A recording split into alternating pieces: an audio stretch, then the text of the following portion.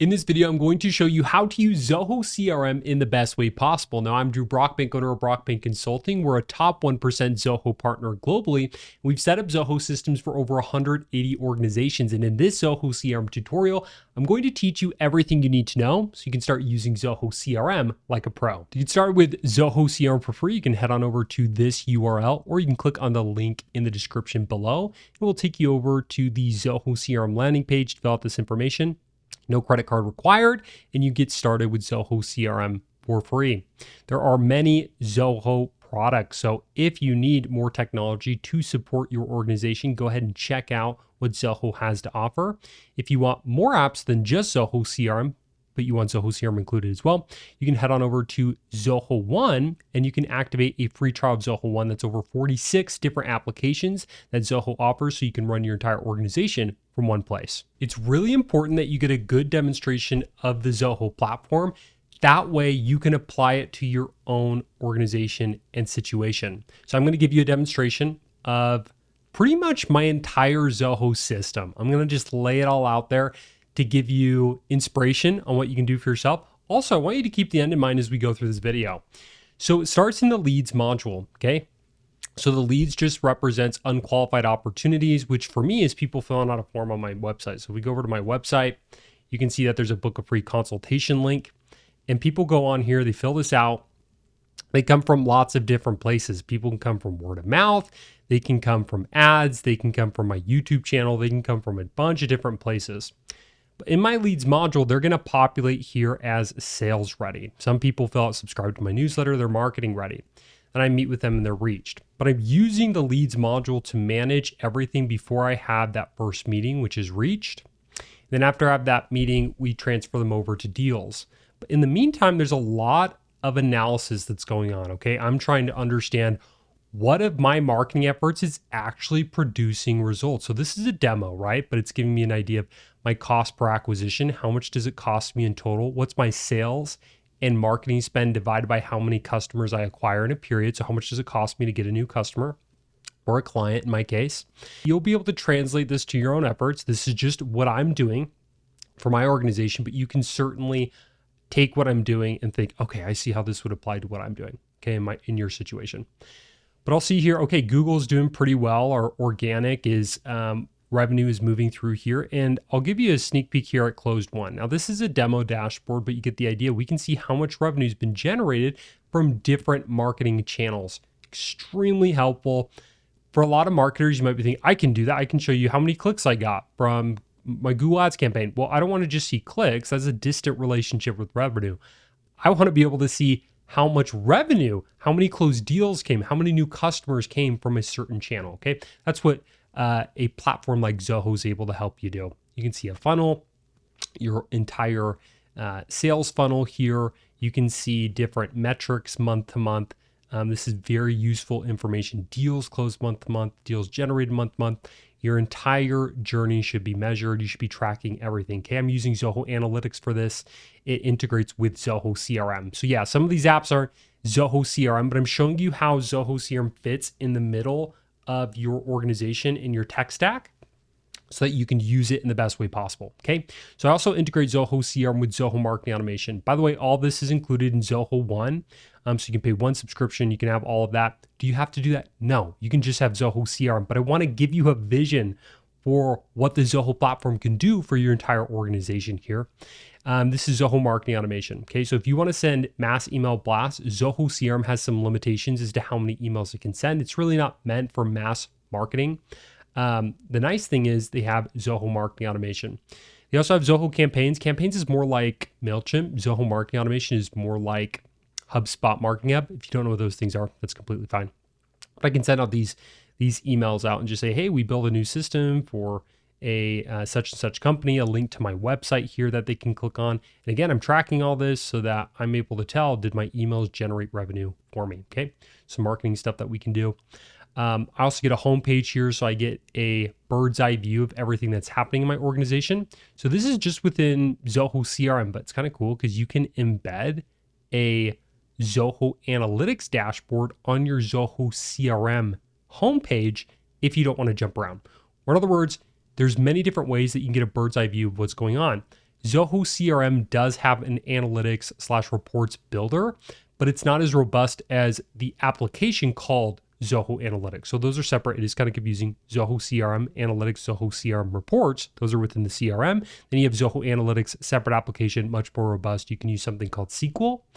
And SQL just allows you to slice and dice reports in a way that makes sense for whatever dashboard or report you're trying to build. So it's just more powerful. Okay, then we get to the deals module. So showed you we go from leads, now we're in deals. Something really important to understand here. I love CRMs because you don't just see your information, you see your information in relation to your processes. Okay, why does that matter? Well, instead of just seeing info like this, okay, if we flip over to a list view, we're seeing it, we might as well be in a spreadsheet at this point, but I don't want to just see things in a spreadsheet. I want to see how, like, where this deal or piece of information fits in the process so that I can take action, okay? If you're not taking action on the data that you're storing, why are you storing it? Okay, so this is what we want to do. We want to make sure that we have stages so that we can measure, we can track where things are at in a process. And then also we want steps, okay? And then steps are listed as tasks. We're not going to go super in depth on this, but we have tasks here too. And generally in a process, we want to break it up into two things, okay? It's either a stage, it's a major phase of a process, or it's a step. It's a specific thing we need to do in order to move something forward. And so within every stage, there will be multiple steps so that you know how to push something forward. Within Zoho, CRM stages are these Kanban views or Kanban columns. And then you would actually be able to click into this, like Casey's General Stores as an example. And then we should map out the sales process or the process to be managed in the CRM so that you can go over to open activities and then you can see all the tasks related, okay? All the steps that you need to take. Here's tasks right here in order to move something forward. So that's how I manage my sales process here. We take things further with automation. So Zoho Flow. So once I have a meeting, it goes well with someone, they're like, great, we want you to build our system. Instead of me taking these 40 odd steps myself to generate a proposal, prepare it, merge their information, send it over to them, collect the signature, I click one button, okay? This one button triggers a Zoho Flow. If you don't know what a Zoho Flow is, and you can also use a workflow, Zoho CRM workflows to do this. They have a workflow builder, but Zoho Flow is much more robust and it's easier to integrate with other apps. Zoho Flow is more like Zapier. So what's nice about this is this send proposal automation I've created will merge their information from their record in Zoho CRM, and it will push it out via Zoho Sign. So it will merge all the information here, and then it will send the document for signature, and then it will send over with an email template to the client so they have all the information they need in order to make a decision on if they should move forward with us, okay? And that's if a client requests a proposal, okay? So then we get to, I'm gonna take a side step here. I also use a lot of AI. You might be thinking to yourself, like, where does AI fit into this? So we have an AI can ask questions too. And I actually back into N8N. I'm gonna show you a little bit about that and why. But I can ask questions like about the record data that I have. I can ask questions about the different SOPs that I've created in Zoho, about my leads, about my deals. I can ask it to do analysis on those records. And Zoho is creating an AI agent builder. It has an AI agent section, but it's still under heavy development. They're still making it better and better. So in the meantime, I don't want to wait around. We're using N8N and we're back-ending into Zoho. What does that mean? Well, essentially we grab the information from Zoho, we put it into a database. I use Supabase, and you can use other storage tools, but this one has been, in my experience, the easiest one to integrate with. And then we're able to do a lot of different things here. You can see I can either use Telegram on my phone or Zoho Click to then send prompts to my AI agent, which can then look into Zoho and perform different actions. It can create records, it can edit records, it can add calendar events, and it's basically my little assistant. I can do voice memos too. That's what's really nice about Telegram. I could just send it a voice memo. It will transcribe it, as you can see here. It'll transcribe it. Really, really neat. Okay. Another thing with AI that I think you'll find interesting too is I have this little hotkey. It's Shift S Command. So if I hit all those three together, then it opens this Claude Chrome extension, which you should check out. You know, I don't know when you're going to be watching this video, but at the time of this recording, this is pretty new. However, I think this is going to be the way that most people interact with AI and do AI for moving forward. And what's nice about this is you can say, take each negotiated deal in the pipeline that is a demo and mark it closed lost if it has had no activity in the last week. And then I'm just going to let it do its thing here. And this is Claude. You guys are probably familiar with Claude. It's one of the AI tools that's out there, big AI companies that's out there. And it can take screenshots of your screen, analyze what's going on, and then click for you. So you can see here, it's trying to understand the prompt. It's looking at my screen and saying, okay, what are the negotiated deals here? And then you'll see it'll actually go through this information and see the activity time, and it's pretty good. This is still in beta, but the reason I want you to know about this is a lot of the little things that you need to get done, you can have this do for you, and it will get more and more advanced over time. So the last thing I did with this that was actually useful for me is I have leads that I hadn't cleared out in a while. Could I create a workflow rule to clear them out or mark them as, recycled? I have a recycled stage in statuses. Could I do that? Yes. But what's helpful is this can understand different workflows that you're trying to do just by prompting it. And then also they have tasks as well. So you can actually record what you're doing. You can teach Claude what you're doing, and it can watch you as you perform a task. It will map out everything that you did, and then it can do it for you as well. So those routine, mundane things that you're doing through Zoho CRM, if you want to use the workflow builder or Zoho Flow to do it, great. If you want to record yourself doing it via Claude and then enable Claude to do it, and then save that as a workflow within Claude, you can do that too. But you can see the tool, you'll have to test it for yourself. I've noticed it's pretty accurate. Sometimes you have to pause Claude and say, no, that's not what I meant, and you have to manage it. But that's another cool tool that I've been using as well. So that's something to be aware of.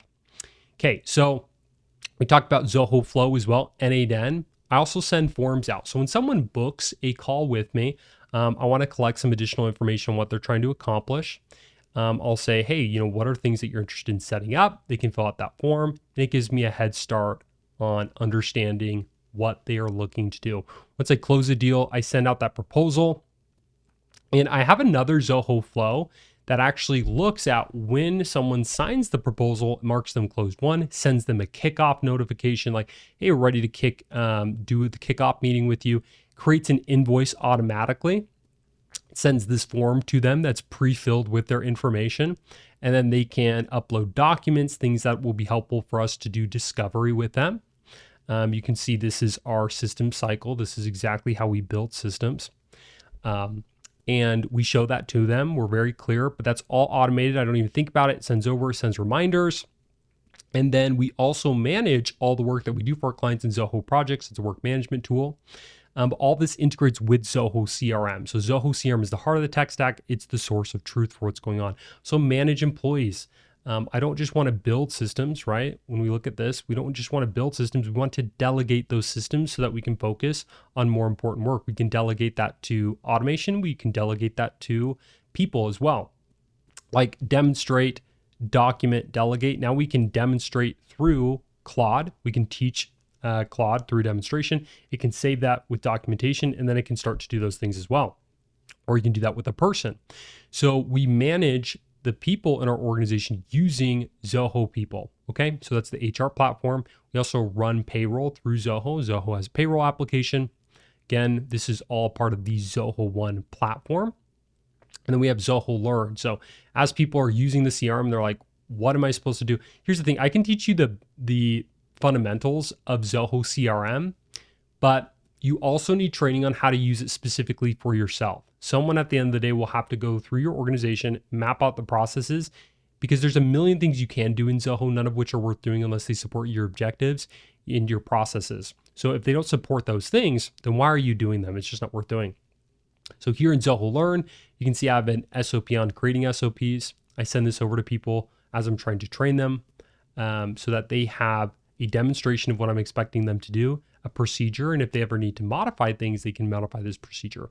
So yes, this is a rapid fire demo. I took you through the Zoho One system. Hopefully you can start to see where Zoho CRM fits into this. This is an integrated, robust system that tracks everything. Try to automate as much as I can. I gave you that demonstration to give you a better idea of how you can use Zoho in the best way possible. I'm going to show you how to use Zoho CRM in the best way possible.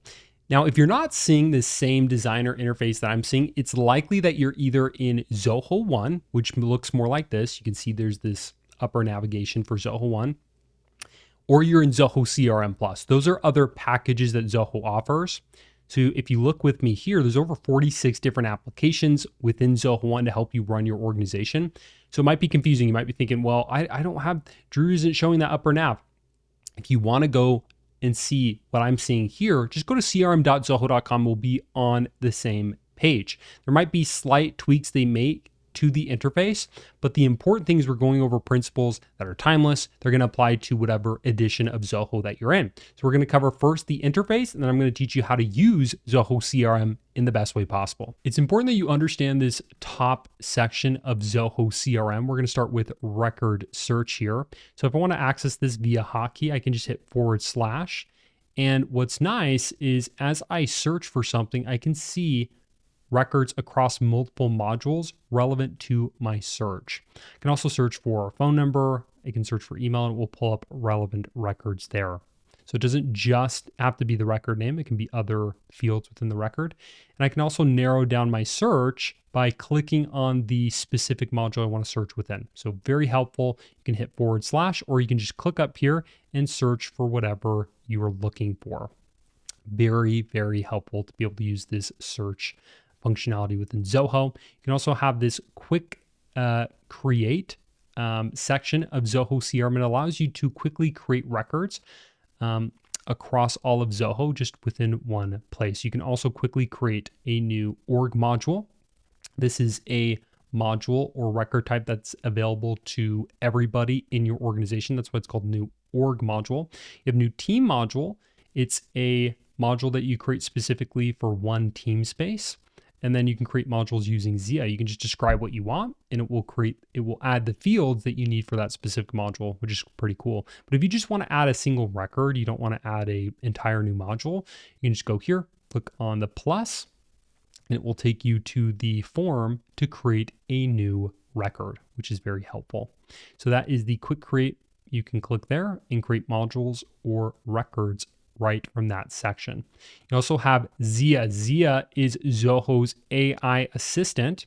And once you click on Zia, you can ask questions and get a better understanding of what's going on inside of Zoho CRM. So you can get record summaries, note summaries, insights on your data. You can ask for help. And there's different actions that you can take here to create modules, workflows, reports, and more. So don't forget to check out Zia. You can also use a voice note here to ask questions to Zia. Very, very useful, the Zia functionality there. We also have signals. It just gives you an idea of different updates that are happening within Zoho CRM. You can configure what will actually count as a signal too. You have your calendar that you can access here. You can click on this and see your calendar very quickly. And I would recommend everyone, you connect your calendar with Zoho CRM. So if you're using Google Calendar, or you're using Microsoft, you're on the Microsoft platform, you can use their calendar as well. You can see all your different emails here. You can jump into Marketplace and you can look at all the different extensions that are created in the Marketplace so you can enhance the functionality of Zoho. There's many different extensions that you can check out here in the Marketplace that third parties have created and Zoho have created as well. Finally, you've got this setup section that allows you to configure Zoho in the best way possible. When I say configure, it's making it work the way you want it to work. So these are automations, some more advanced functionalities within Zoho you can get to by going over to setup. It's just that cogwheel. That is the setup section. You can also click on profile to get an understanding of your profile right here. You can switch settings, like you want to make it dark themed. If you want to make it light themed, you may make it automatic based on this auto feature. You can do that too. You can select the different themes. If you need help, you can chat with Zoho, talk with them. Or if you need more advanced consulting, you can certainly ask, and we can set up a meeting and assist you as well. So with that, that is how you can go through these sections. Finally, if you have Zoho One, you can look at the different Zoho apps by clicking on the top right here, the top nav, and you can go to multiple Zoho applications. So you're able to quickly jump to these different apps by clicking on them, and we'll pull up a new tab for you. So with that, that is how you can use this top section of Zoho in the best way possible. It's really important that you understand modules, which are all these different sections here. If I flip over to the marketing team space, here's all the modules related to this team space here. So what are modules? They are record types.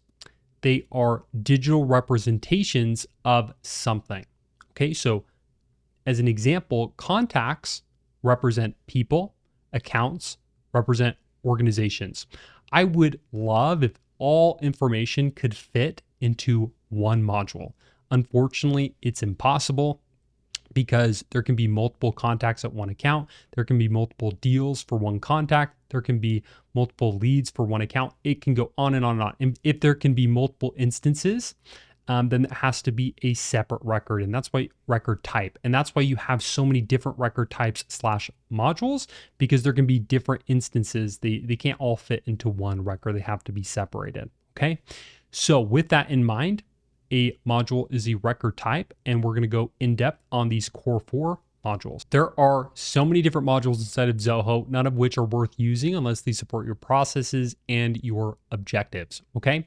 So you have to understand what the modules mean in order to use them appropriately. We're going to cover the core 4 modules. Okay, so I made a folder for these. Do you have to do that? No. But I created a folder for them so that I could separate the core 4 modules, starting with the leads. So leads are definitely more important in a B2B context, but they can be used in a B2C context. So a lead represents an unqualified opportunity to do business with somebody. Okay, what on earth does that mean? Well, for my business, as an example, if someone goes to the website and books a free consultation, you might look at the information on this form that's popping up. And you might think to yourself, well, it says first name, that's a person. It says organization, that's an account, right? Here's account and contact. Well, here's the catch. I have not qualified them. If you don't know what qualified means, it just means, are they a good fit? And if you qualify someone, you're just trying to answer that question, are they a good fit? If someone fills out this form, I don't know if they're a good fit yet. I need to meet with them. I need to understand a lot more information before I can determine if they're qualified or not. So until they're qualified, they're going to sit in this section of Zoho. Now I can look at this information different ways. We're going to go over record views in a later section of this video, but I'll just give you a quick snapshot here. In this Kanban view, I'm able to see all my reached leads. Okay, so if someone fills out this form, they automatically pop up as a reached lead.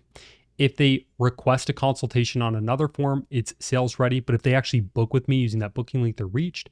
And they're marketing ready if they fit like they submit a subscribe to my newsletter form, something like that. I can also, this is kind of cool, using a software called RB2B. You don't really have to use this, but it's kind of interesting. It can look at IP addresses and turn them into leads for me. And I have a raw lead section for that. Okay. So this maps my customer journey. You want to make sure that your customer journey, or whoever you're serving, some of you are nonprofits, so it's not really appropriate to say customer journey, but you understand what I'm saying. You want to make sure there's stages that fit your customer journey so you can manage it from left to right. The key thing about a CRM, you don't want to just see information. You want to see information in relation to your processes, okay? And then to tie that concept with a bow, you've got leads and you have deals. Leads represents the unqualified side of your customer journey, and deals represents the qualified side of your journey, okay? So once I meet with someone and I qualify them, they enter the pipeline. I'll do a follow-up meeting with them. That's a needs analysis. I'll send them a proposal. We'll go over the terms of the proposal. And then once they sign it, they're closed won. And a lot of these for me are automated, okay? But I wanna help you understand leads is unqualified once you have that initial meeting. And the best practice here for most organizations, once you have your first meeting where you can go over qualification criteria. By the way, if you don't have qualification criteria, the most famous one is BANT, B-A-N-T. That stands for budget. Can they afford what you're offering? Authority, can they sign the check? A lot of organizations now, they make a decision with 2 or 3 plus people. It's decision by committee. Authority, can they actually sign the check? Do they actually need what you're offering? That's N in BANT. And then time, what's the timeline? And can you work, can we make it work on the timeline that's needed? Okay, so that's B-A-N-T. So you can use BANT after that first meeting to say, okay, Addison is ready to go. You can convert Addison. And you'll notice this is the way that Zoho CRM is designed to be used. We're going to do one other thing here, just to make this a little more concrete. And you'll see when I hit convert, now I can go create a new deal for this account. And you can see that now this lead will become an account, a contact, and a deal. So should you be using leads? If you have high volume of requests and you need to qualify them before they muddy up the rest of your modules, then yes. Think of leads like a filtration system. They keep deals, contacts, and accounts clean. If I let every single person who had a Wi-Fi connection in a heartbeat fill out this form and enter my deals, contacts, and accounts, these modules would be really dirty. What's funny is people get confused by leads, so they end up using deals for leads, and then they end up creating the lead functionality that already exists in deals as a custom functionality that gets really messy. So a lot of people, I have them use leads. You don't have to, because it can be confusing, but leads is important, especially if you have high volume. Like I might have, 40 to 60 sales calls every month. I've got to use leads to filter out like they're not a good fit, they're not a good fit. But that depends on your situation. If you're dealing with low volume and you don't have a qualification process, they're pre-qualified when they come in, then you can just use deals. That's completely fine. But I want to help you understand what's already built in here so you can use Zoho CRM according to its design. And it does apply to B2B and it can apply to B2C. I worked with a lady who has a wellness center, and they needed to book and do qualification because it was really expensive, and they want to qualify people to make sure it's a good fit for them. And they would use leads for that too, and that's B2C, that's not B2B. So with that, then you've got the deals module. Okay, so once you convert a lead, it becomes a deal. You can see I have stages to map this out too. A side note here, you have steps and you have stages in every process. If you want to map it out for your organization, take out a piece of paper or create a bulleted list on a note-taking app and just write out step by step who will what. Just say customer will visit ad or will visit Google. Customers will search for Zoho Consulting Services. Prospective customer will click on ad. Prospective customer will visit website. Prospective customer will fill out form. And then just write out step by step everything that needs to happen. Zoho will capture form information and create a lead. Salesperson will review lead and will review meeting on their calendar, and just go through every single step that's in the process. You have those are steps. What I just described are steps. But the steps give you the clarity for the stages. And that's what people don't understand. They try to create the stages first and then the steps. You got to do the opposite. Steps inform stages. Stages don't necessarily inform steps. Okay. So do it in the right order. Map out every single step. It might feel tedious. Just take out your phone, take out ChatGPT, put it in a voice note, and just describe your sales process and say, put it in who will what format, just like Drew described. But it will help you decide what stages. Try to fall within 4 to 7 stages, by the way. You don't want to make it too many stages where it's overwhelming, but you also want enough stages so that it actually helps you understand where something is at in the process. So 4 to 7 is a sweet spot for stages in a Kanban view here. What we're looking at right now is called a Kanban view. Okay, so leads, unqualified, deals, qualified. To make that make more sense, most people, when they say qualified, they had a call with them, they seem like a good fit. We don't know for sure, but they seem like a good fit. BANT is a good criteria for qualification. Then you have contacts, and contacts are the people in your organization And deals will have multiple contacts, oftentimes a part of them. We'll talk more about that in detail, but I'm just going to give you a high level understanding. And then accounts are the organizations. Accounts are master records. So if you delete an account, it will actually delete the associated contacts and deals along with that. Okay. So that is something to keep in mind. Accounts are those organizations, as we got this building icon, people icon, wallet icon here, and so forth. So those are the core 4 modules: leads, unqualified opportunities, deals, qualified opportunities, contacts, people, accounts, organizations. Now that is how you can best understand and use those modules according to best practices. You can also add Kanban views for accounts. So if you're doing account-based marketing as an example here, you can see I've got target accounts, working accounts, cold accounts, selling accounts, win-back accounts, customer accounts. Because you might be thinking to yourself, well, we don't do inbound marketing. We actually have a list of target clients that our dream 100 clients, and then we work them, we add multiple contacts to them, and then they either go cold or we start to sell, which means we have a deal that's generated, which just means if you're calling 100 people, you have, and you start with a contact that's the wrong person. And then you're like, hey, I know you're the wrong person, but could you connect me with the right person at your organization? And they're like, yeah, sure. Then you're going to add another contact under that account. And then once you meet the right person in the organization, you say, hey, look, could I do a 20-minute presentation with you sometime on what we offer, blah, blah, blah, blah, blah. They say yes. Then you're opening a deal on their account. So you can have stages to manage any process within Zoho CRM. And you want to make sure that you have Kanban views to manage those processes at a high level so you can quickly understand where something is at in the process. Okay.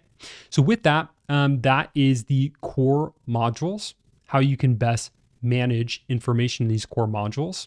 And hopefully that gives you a better understanding of what they are and how to use them. It's important to understand the homepage. This is where you initially land in Zoho CRM, and it's in the sidebar navigation. You might be a bit confused if you're in Zoho 1. It will actually be here at the top left. Okay. So it won't be within the sidebar itself. It's actually in this section at the top, home.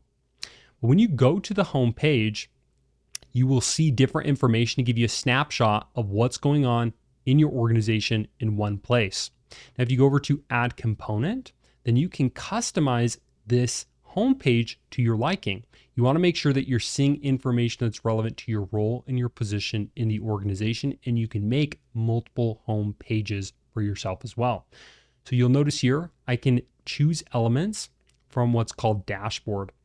Now, dashboard is actually pulling from a section of Zoho CRM called Zoho CRM Analytics. We're going to go over that more in a later section, but it's important to understand where that's coming from. So you can see I can pull these different dashboard components, and then I can actually put them right into Zoho CRM's homepage, custom views. This is coming from different modules. Again, we're going to cover this later, but a module is a different section of Zoho CRM, and it represents something. So contact a person, an account, an organization. We can actually pull that, like demo leads. This is coming from a custom view. Okay. So that's where this information is coming from. Then we've got widgets, and this is really neat. We can actually bring information such as the Z-Blitz dashboard. This came from Zoho Analytics. Okay. That's a separate application. It has nothing to do with Zoho CRM, completely separate, but I've integrated information from Zoho CRM to Zoho Analytics, and I've embedded that dashboard onto the homepage here. So that's really helpful. Then we got kiosk, and we can also put kiosk components onto the Zoho CRM homepage. The whole purpose here is that we're able to get an idea of what's going on in Zoho CRM in one place. We want a snapshot of what's happening without having to click into all these individual sections. We should just be able to go to one place and see everything that's going on. Another key thing here, if you take this concept further, the homepage gives you a snapshot of what's happening in Zoho CRM. I use the homepage, but I also use Zoho Analytics to build advanced dashboards. And what's nice about this, if you end up using Zoho Analytics ever, and I've noticed a lot of organizations will start within Zoho CRM, and as their reporting needs grow, they'll end up in Zoho Analytics.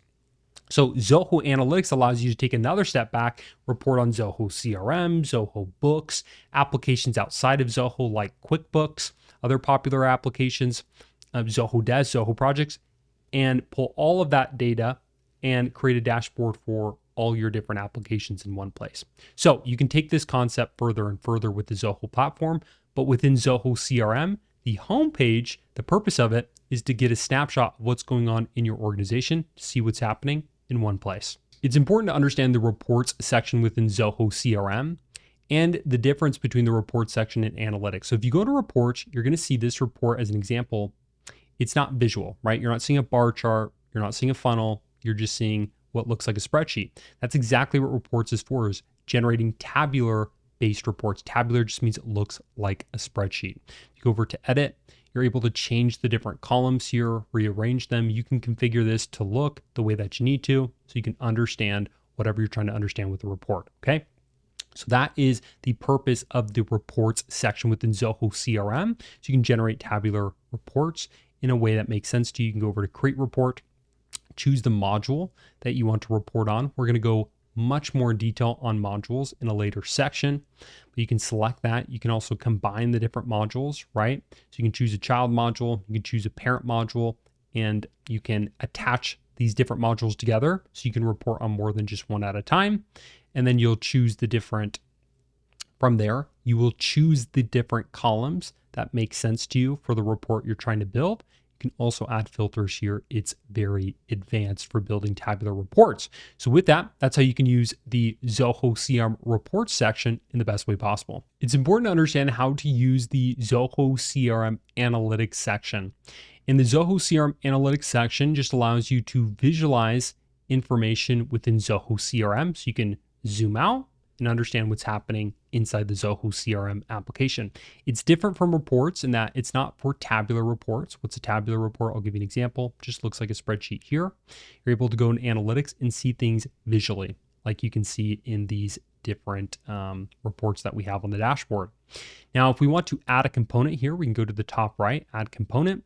We can add a chart, key performance indicators. There's many different kinds of reports that we can build here so that we can visualize information that we want.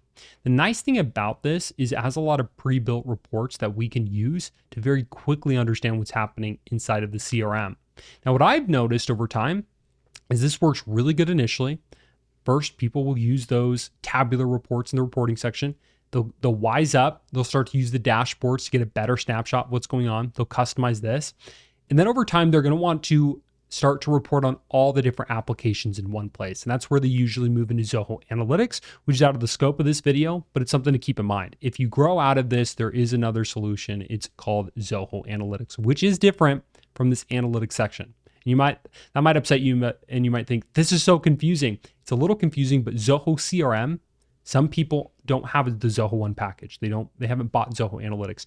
So there is some reporting capability here to create visual dashboards.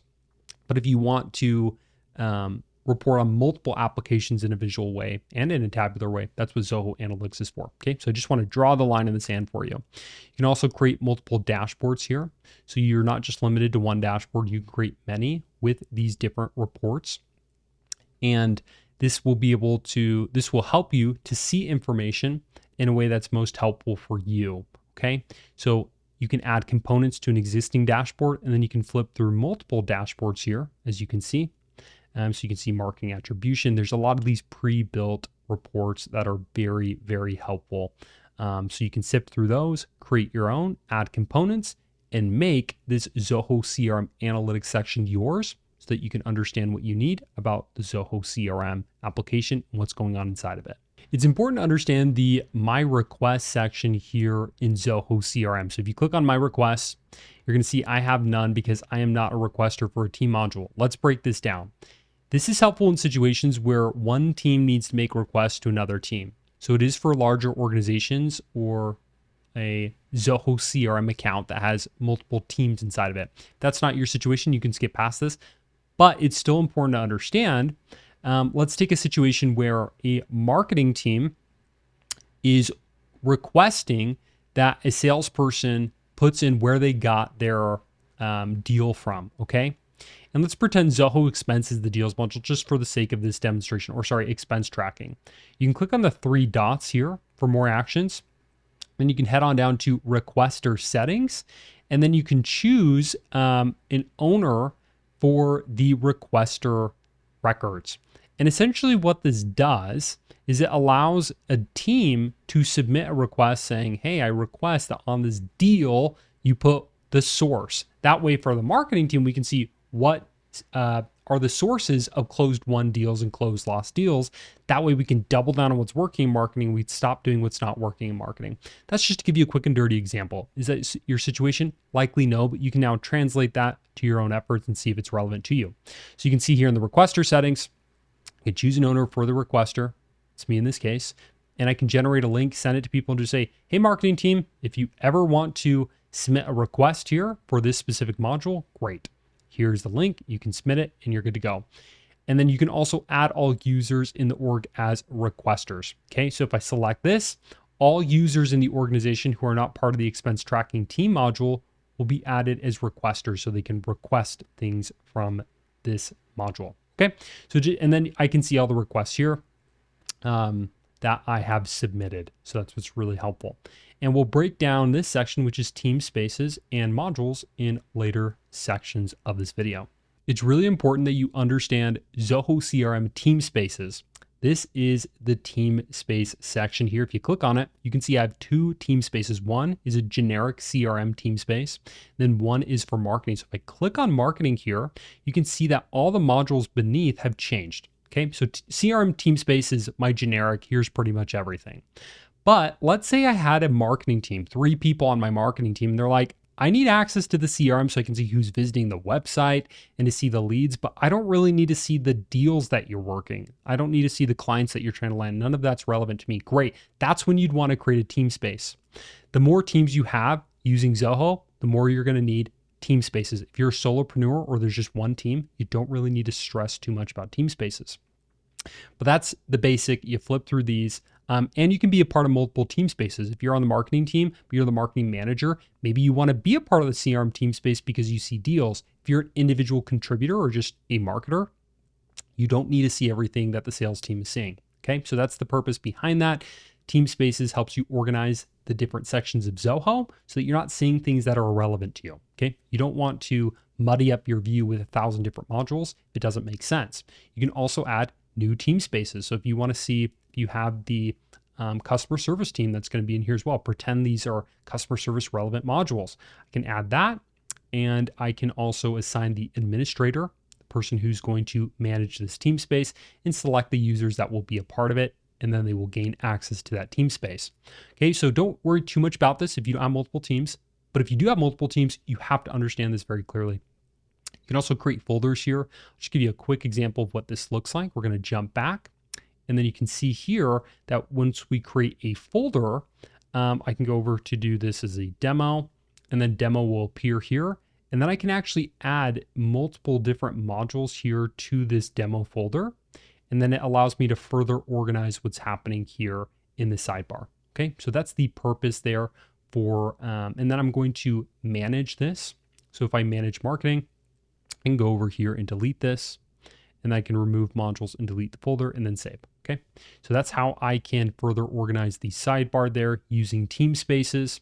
I can create folders like I just showed you, associate modules. So if I'm like, hey, I actually do want to see the deals module now for marketing, I can associate that because I manage this.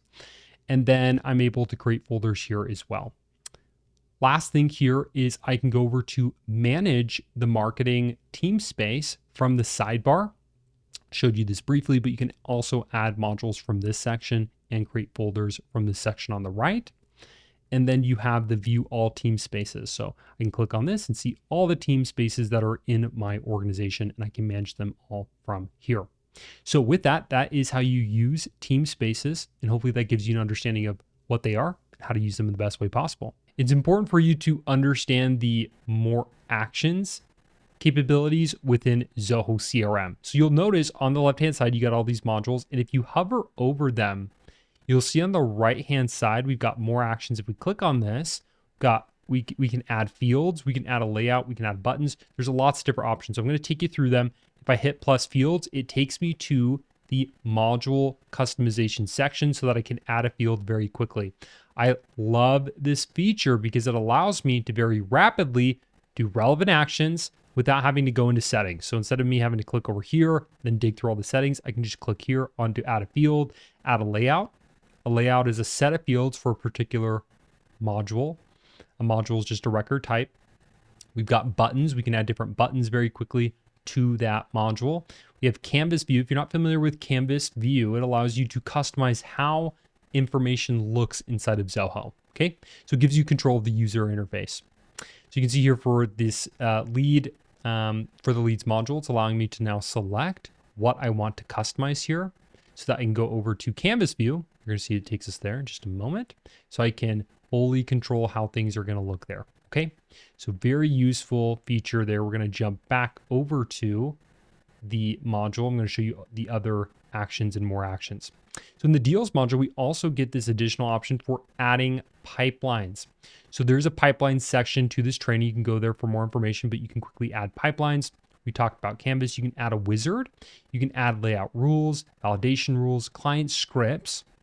So if you're not familiar with these, layout rules allows you to determine how information is going to appear on the record. So very popular use case here is a certain deal type will show certain fields on a record. That'd be one example. You have validation rules so that if someone puts in information wrong, it says error, you can't enter information like that. You have a client script that just allows you to run automations while you're editing a record, which is nice. Workflow rules, that just allows you to automate things. Assignment rules allows you to add an automation so that as a record is created, it is assigned to the right person so they can take care of whatever process it's a part of. Blueprint allows you to create a sequence of steps for a process. The only problem with blueprints, by the way, is blueprints, the drawback is it makes a process very strict. And oftentimes things don't happen exactly as planned. So blueprints, because they are so strict, they're brittle, which means they break pretty easy and people have to make them more and more robust. And it's an administration headache. That's the best way I could put it. So I actually prefer to use stages and tasks over blueprints because blueprints are just, what's the saying? If something doesn't bend, it breaks. That's basically a blueprint. Approval process, if things need to get approved, you can add approval processes so that as records enter a certain state, you can go through them and you can approve that along a process. Connected workflows, and then you can manage and share the record, the modules. So you can enter module permissions here, manage the modules, and you can manage sharing rules. So very useful to go over to the more actions menu here so that you can perform actions instead of digging through the settings page. It's important you understand the different ways to view information inside of Zoho CRM. So let's go over to the leads module. You can do this in any module if you want. But if you go over to the list view, you can see everything in its most basic format. Okay, it looks very similar to a spreadsheet. If you want to make it look more like a spreadsheet, you can go over to grid view right here at the top. And these are the different view types you have for different records, by the way. So if you click on grid view, you can see it even looks more like a grid. You can actually change information just like this. You can just click into it and say, actually, it's Campbell with one L, enter, and it's saved, and you're good to go. I actually really like this one. So you have list view, which is a more basic way to see information. Then you actually click into the record view. We'll go over this later. And then you have the Kanban view. I described this a little earlier if you've been watching this in order, but I like Kanban view because it allows me to see information in relation to my processes. That way I can actually do something about the data that I'm collecting. Collecting data is awesome, but if you don't do anything about it, why are you collecting data? It's so you can take action. You can see I have different stages here. And then again, as an exercise, if you want to decide what stages to put into a process, list out step by step a process from end to end. You might be thinking to yourself, well, how much detail do I go into? Just go into enough detail that you can read through it and make sense of it in your head. Like, oh yeah, go step by step. And then you can, from those steps, group them together into different stages. If you want more information on that, I get asked for this a lot. Go to my How to Build Systems YouTube video, and it shows you step by step how to go through and map out your entire process and get it ready for any kind of system, Zoho or any other system that you're using. Okay, then I have grid view here. We talked about that already. Kanban view, list view, grid view. Let's talk about chart view. So you're able to generate different charts to see your information in a way that makes sense. You have timeline view.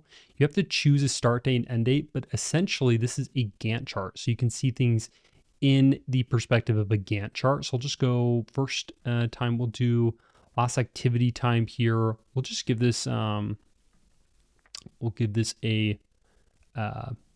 quick 2 bits of information so you can start to see how this maps out. So you can see here that I can go back and I can see the records on a timeline based on the dates in their record. So this could be useful for you if you're doing, if you're wanting to see when a deal was created or a lead too, and then when was the last activity time. You can start to map out how active people have been on an account. There's many different use cases for this. You can group these by color. Very, very useful. You can filter by color, or so you can group by these different fields. You can filter by color, and it gives you lots of different options so that you can manage your records on a timeline. Then you also have split view, which is helpful. I'm going to give you a little demonstration of what this looks like here. We'll do this with a split by lead source, and then we'll save this, and it will split out your different records in different sections here. So these are your leads that came from organic traffic. These are the leads that came in direct. These are the leads that came in from LinkedIn. These are the leads that came in from YouTube. Helps you split out your records view into different sections. We also have custom list view, and we need to use, we can use Canvas to customize like the size of these different sections. But you can see it's like an enhanced list view. So if we flip back to list view, you can see it's pretty simple, right? They're smaller sections. If I flip back to what we were just seeing for custom list view, we can configure what this looks like so it meets our needs in the best way possible. And then we also have tile view. So it shows everything as different tiles. We need to use Canvas to do this. I'll show you Canvas real quick if you're not familiar. Canvas just allows you to basically enter an almost Adobe product where you can configure how everything looks in a very detailed way. Okay. Or in other words, it allows you to customize in the most robust way possible. So you have full control of what everything's going to look like. I'm going to save this. I'm going to do demo. I'm going to save. You notice I have way more control of what this looks like, different elements, style, client scripts. I can add so much more here. We're just going to cap it so that you can see what this looks like now. Okay, so I customized this individual one, and now you can see all these different records look like the Canvas tile view that I created. Canvas view just allows you more customization on the records view and the records, as you'll see in a moment. We'll go into Canvas in more detail later. Okay, so we got custom list view, which we talked about, and then we have table view, which we also need to use Canvas to configure. And I'll just show you a really basic one here quickly so that you can understand the difference here. And it gives us multiple templates that I can just start with. So if I like purple, great. I'm going to select this. I'm going to save this as demo, and I'm going to show you exactly what this looks like. We'll do demo 2. And you'll see here that as I jump back, it's turned into demo 2, exactly what I wanted to see there. So those are the different kinds of views for the information you collect in different modules and how to use them in the best way possible. It's important that within Zoho CRM, you understand custom views. So this is a huge advantage that Zoho CRM has, or most modern CRMs have, versus a spreadsheet, is you're able to save different views based on what's most important for you to understand about a module. So module here is a record type. Within the custom views, you can go over to new custom view, and you can enter here as a demo. We'll do leads with demo record is selected, and we can select additional criteria here. That way we can save different views. So instead of seeing 100% of the records in a record type like leads, we can just narrow down the relevant records that we want to revisit over and over again. For example, if I just wanted to see my reached leads over and over again, I could go to status here, go over to reached, and then I can save this as demo records reached. And then I can save this. What's nice about this now, I'm just seeing my demo records here. I can select this as a list view, and then you can see it's entered as a option for me to select later. So I can flip back and forth between demo leads and demo records reached. I can also edit this. So we can go back and say, you know what, I actually want to give this custom view access to everyone in the organization, or to just selected users that I want to have access to this. I can also go back and then click on the three dots on the right, and I can pin this. A pinned view just shows up at the top there. So I've got my different pinned views. I've got leads, demo leads, and then demo record reached. And I can click on demo there. So that is custom views. I can go through to these three dots, and I can edit, unpin the specific view, clone the view, or delete this view right here, just by clicking on these three dots at the top right next to the custom view. But what you're seeing here is that within a team space, you've got your modules, which are record types. Within your module, you've got all the different records you can access at once. If you want to click on all or just leads, that would show you everything, or all leads. And these are public views accessible to everybody. And then you've got your own created by you custom views that you can manage. And then you can access your pinned views at the top. You can go to manage custom view you want, and you can go through all the different views that have been created, and you can modify them right here as well, edit, clone, or remove those views. So with that, that is how you can use custom views in the best way possible within Zoho CRM. It's important to know that you can pin custom views. What does that mean? Well, you can see here that I've got 2 pinned custom views. The nice thing about a CRM, a modern CRM, is instead of seeing all of your information all at once, you can just narrow down your view of the information that's relevant to you. That's called a custom view. So you can go over here and create a custom view. There's a section within this YouTube video on creating a custom view that you can check out. But then you want to pin these views if you're going, instead of, it's a first world problem, right? But if you click into these 3 dots, you get all these views you got to sort through. Why not just pin the ones that you normally go to, the most popular ones? Well, you can. The way you can do that is you can click on the 3 dots and you can unpin. This one's already pinned, right? Got demo deals right here. But then you can also go over to all deals as an example, and you can pin that. Okay, so now all deals is there, and then I can unpin and close this view. And I can do that option for each of these. I have that down arrow I can click on for those options, and then it is no longer a pin view. So really nice, convenient feature for just jumping back and forth through views that are relevant for you. So with that, that's how you can pin different custom views in Zoho CRM. It's important that you understand how to use the list view elements when you're looking at a module. When I say that, I'm talking about this filter section here.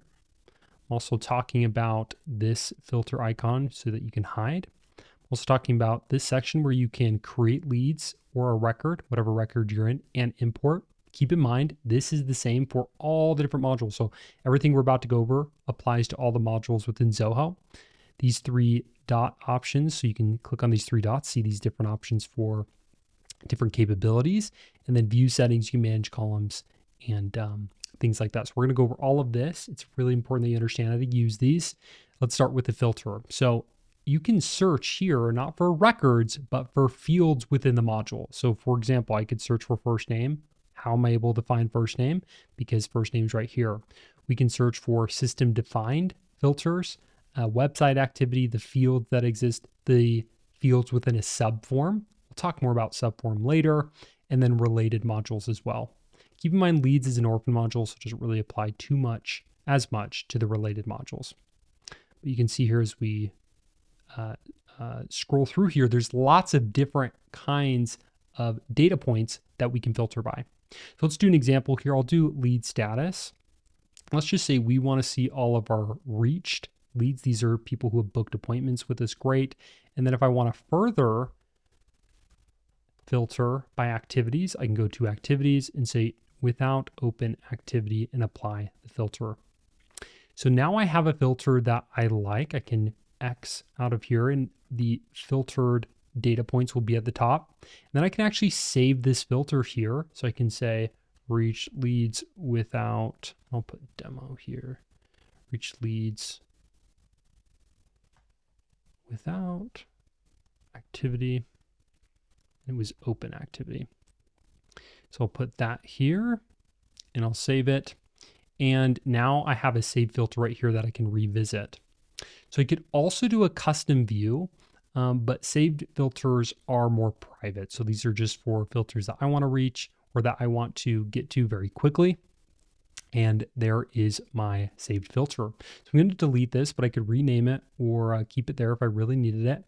And then I can also go to filter in order to hide the filter settings on the left-hand side. If I don't want to see it, I can also clear the filters and then all of it has been cleared and I can see everything within this custom view.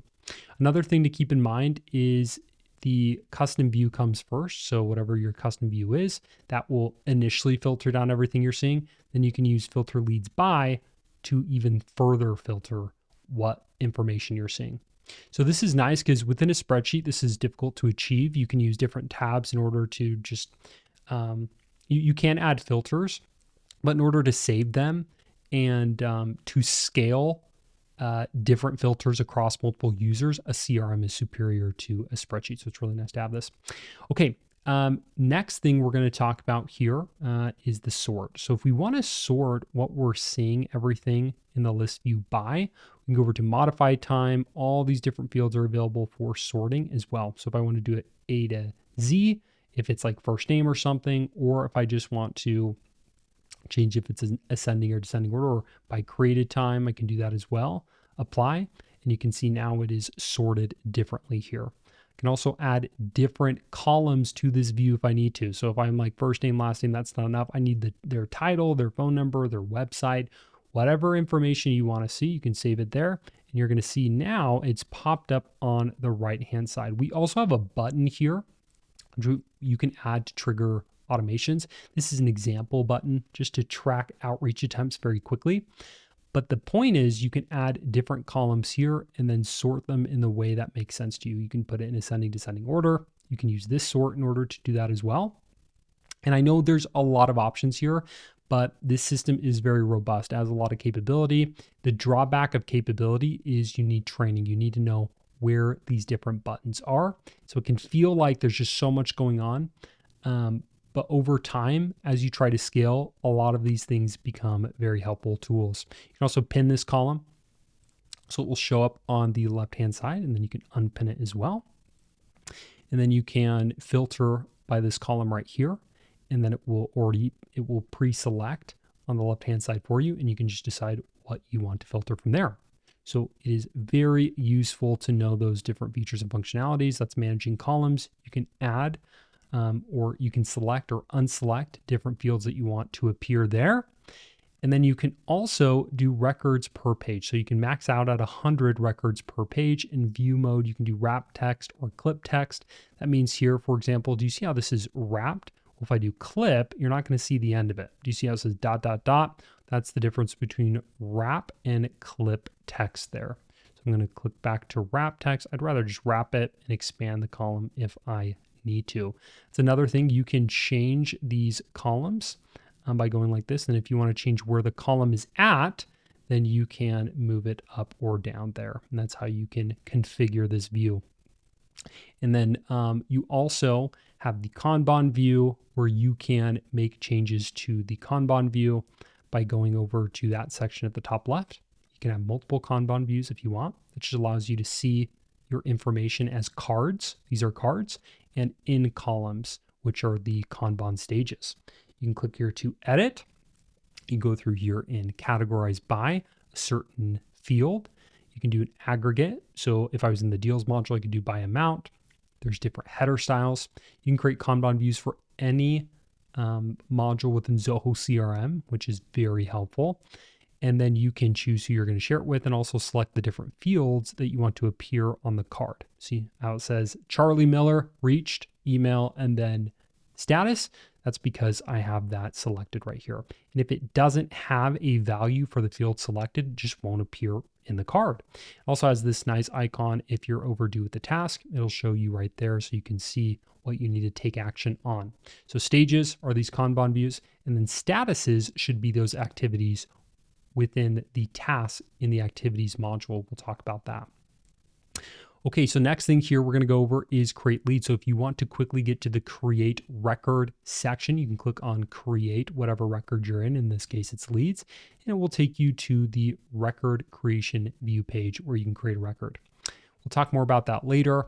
Here, if we click on the down arrow, we have import leads. So if you want to import a certain record type into Zoho, let's say you have 1,000 leads that you want to prospect, great.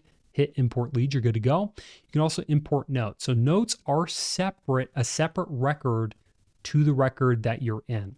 What do I mean by that? Well, if you actually jump into the record here, I'll just show you in the observable here. If I scroll over to notes, you see I can add multiple notes. Well, because I can add multiple notes, this is my SMS tool. This is, if you're seeing that, getting a little distracted.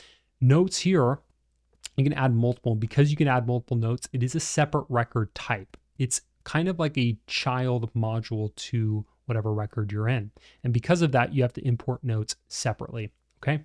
So I know that's a little confusing. You can also do Facebook ad sync in the leads module. You're able to do that, a LinkedIn ad sync and a TikTok ads sync if you want to sync those over. There are also options for doing a tighter integration with Google Ads, and we'll talk about that later. But if you want to import notes and leads or whatever record you're in, if you're in deals or any of these modules, you can do that right here within that section.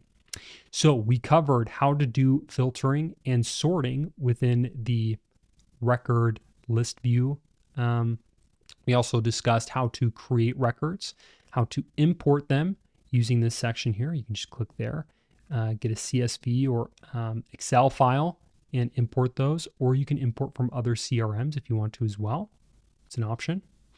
And then finally on the right-hand side, top right-hand side, we've got these three dots that you can mass transfer.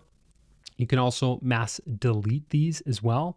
You can mass update different records, mass convert records. So if you want to convert these records into deals, contacts, and accounts, you have the option to do that. You can manage tags. We haven't talked too much about tags, but we'll get into it when we get to the record view page. You've got assignment rules, drafts, mass emails, autoresponders, awaiting leads, deduplicate leads. This is really useful, deduplicate leads. This exists in the core modules.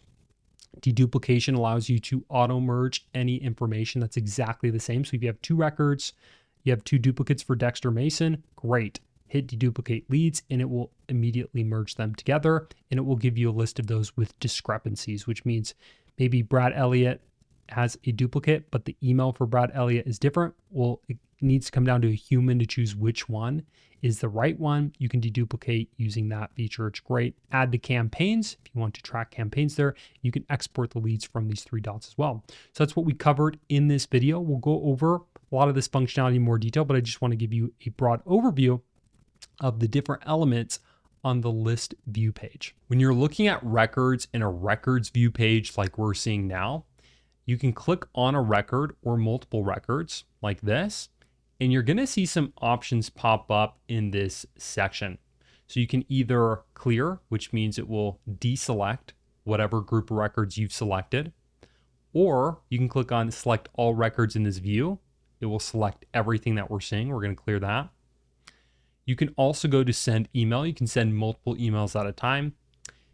Keep in mind when you do send emails, you can send 1,000 a day, 100 at a time. So if you try to do more than that, you need to use a tool like Zoho Marketing Automation, Zoho Campaigns, MailChimp, some kind of email tool that's designed to send mass communication. Because while you can kind of do mass communication within Zoho CRM, it's not designed to do over 1,000 a day, 100 at a time. That's just not what it's designed to do.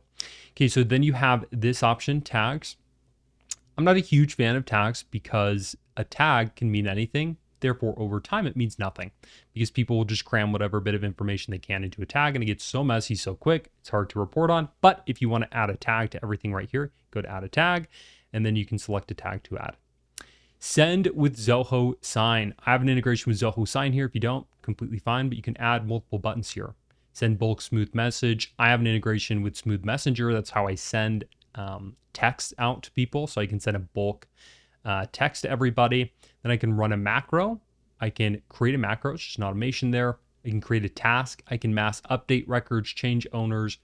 I can add to a cadence. If you're not familiar with cadences, they're essentially email sequences, which means you can send multiple emails a couple days apart, communications. You can also create tasks and cadences. Cadences is designed for you to organize the work to be done, the communications to be sent, and the work to be done when you're managing a process. Okay, so that's a cadence. I'll get more into that later.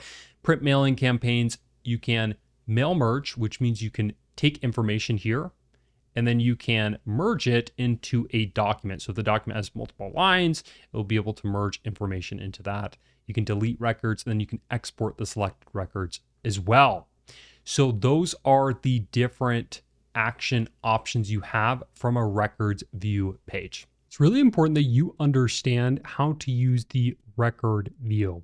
So we're going to use leads as an example, but just understand while I'm doing this in leads, this will apply to any module that you are in. So if you click into a record, you will then enter the record view page. Okay. This should remind you of when you're on your phone, you go to a contact and you can sift through their first name, last name, phone number, etc. It's very similar, but it's more robust. So you have this top section where you can include a couple fields to give you an idea of the most important information very quickly. And so overview. We can customize all this, but first I'm just going to go over it to give you an idea of what's going on. Some of these things are going to be very familiar to you. Here's the lead name, title, email, phone number, contact information, some tracking information. I can add different kinds of fields to capture the most important information for me to look at. You can hide these fields as well. So this top section where it says details, this is the information directly related to the record we're in. Okay, that's important to understand. I'm going to say that again. It is the information directly related to the record that we're in. Okay, and you can see there's a lot of information. But then as we scroll past this section for details, you can see I can also get there by clicking here. Now we're at scoring rules. Okay, same section we were at before. These are related lists, okay? And you'll notice scoring rules, notes, connected records. This should look familiar. We've got notes, connected records, emails. If I scroll down emails, these are in the same order. Why? Well, this is related information. There's this concept within CRMs that initially made them popular called 360-degree view, 360-degree view. Well, what on earth is a 360-degree view? Well, first off, just seeing this information is helpful, but it's it's basic, right? Like you can do this in your phone. But what makes a CRM is also seeing related information. If you want to, you don't have to show all this. If you don't want to, you can select which related list you want to see. But a related list is information that helps you get a better understanding of the record that you're in. For example, emails. If I had sent this lead emails, you would see different emails here that I had sent over, scheduled, or had in draft. I can even compose an email right here. Is an email record Charlotte Edwards? No, an email is not Charlotte Edwards. It is a record that's associated with Charlotte Edwards, so it would need to appear here, okay? Then I have text here in this nice SMS window. This is the Smooth Messenger extension for SMS, very helpful. I have their visitor information. This is a custom one because this is a demo record. It's not going to show up, but I could see all their different visits to my website.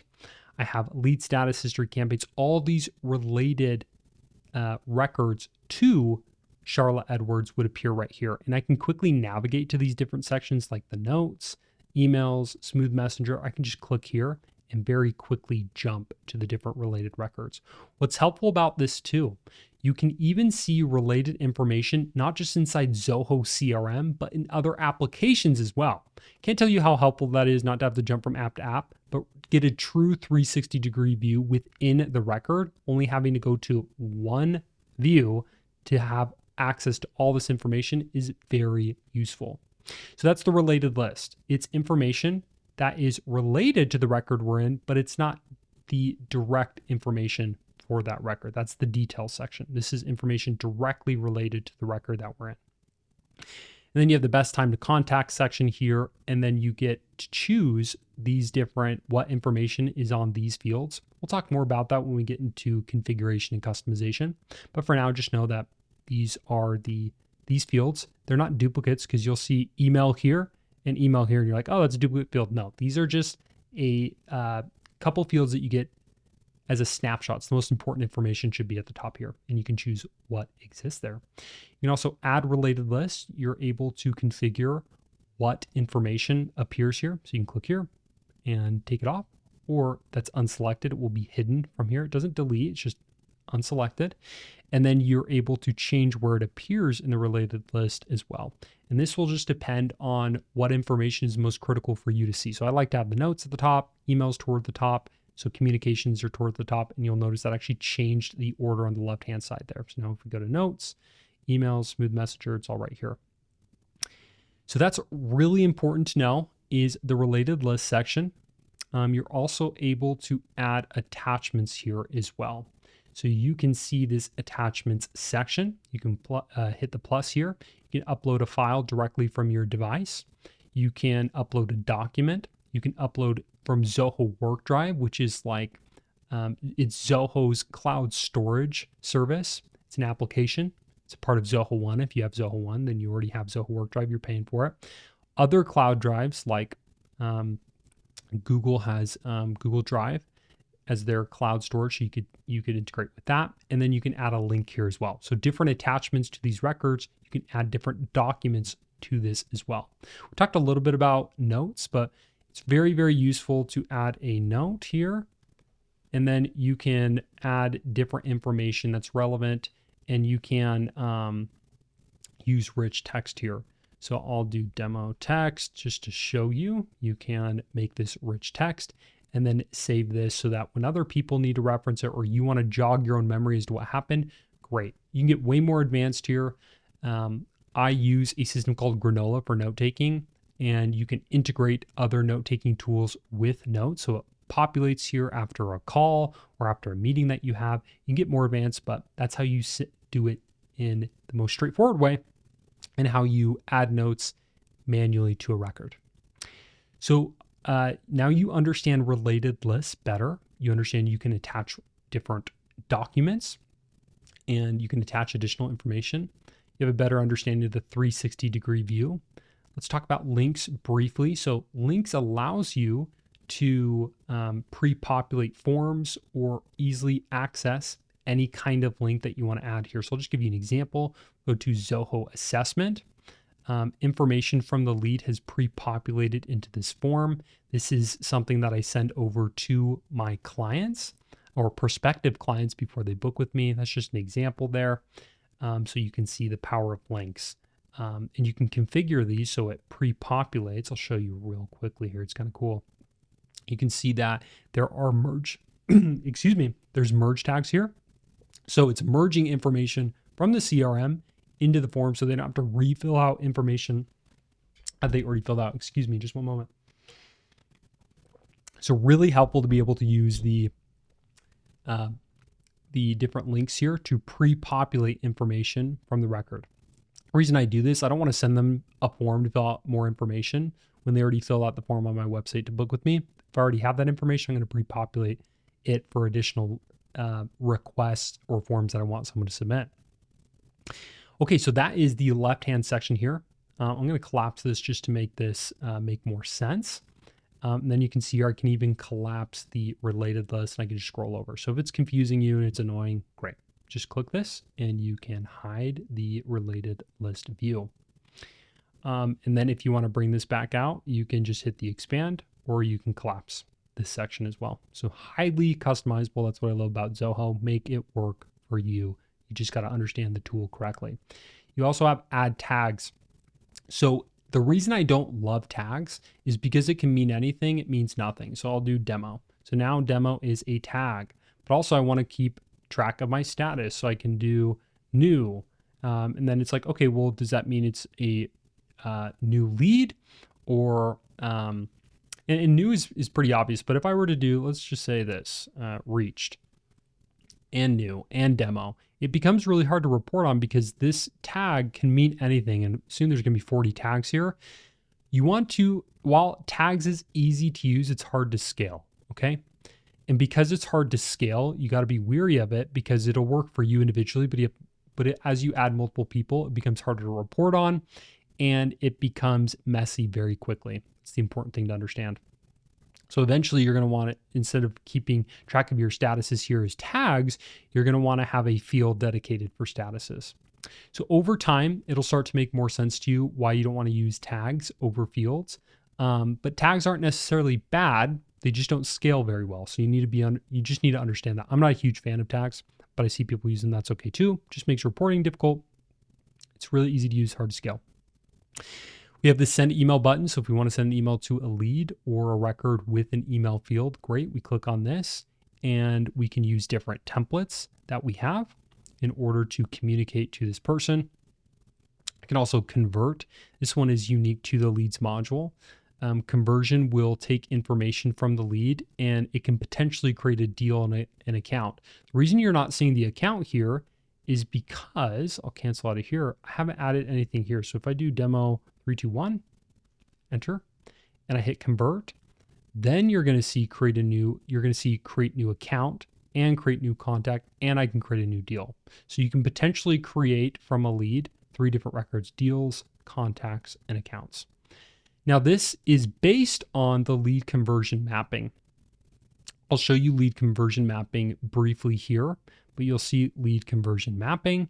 This is where I'm saying, hey, these fields in the lead should become these fields in the account, contact, and deal. Now you'll need to have an internal debate to see if leads is even worth using, but now you know how lead conversion mapping works and where this all fits into the process. I'm going to jump back over to leads, hit cancel. We don't want to convert this quite yet. You can also edit this record. And by going to edit, you'll go to the edit view page.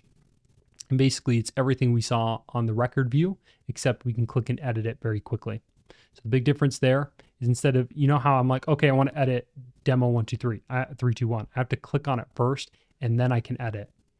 If I go to edit first, then I don't have to click into them, click and hit the pencil icon or anything. I can just go and edit all of these much easier.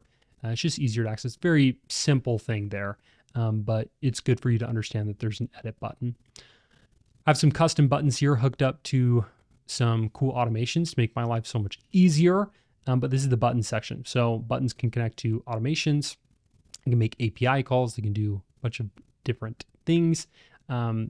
Also, they connect with different applications. So some applications like Send with Zoho Sign, they automatically populate here. I have Zoho 1, so I have Zoho Sign 2. I can send out contracts and signatures.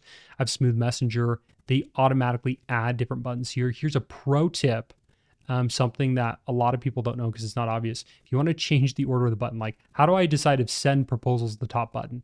Well, you can actually click and drag these and decide which one's going to be at the top here. It's a pro tip there. Not a lot of people know about that. It's really, really cool.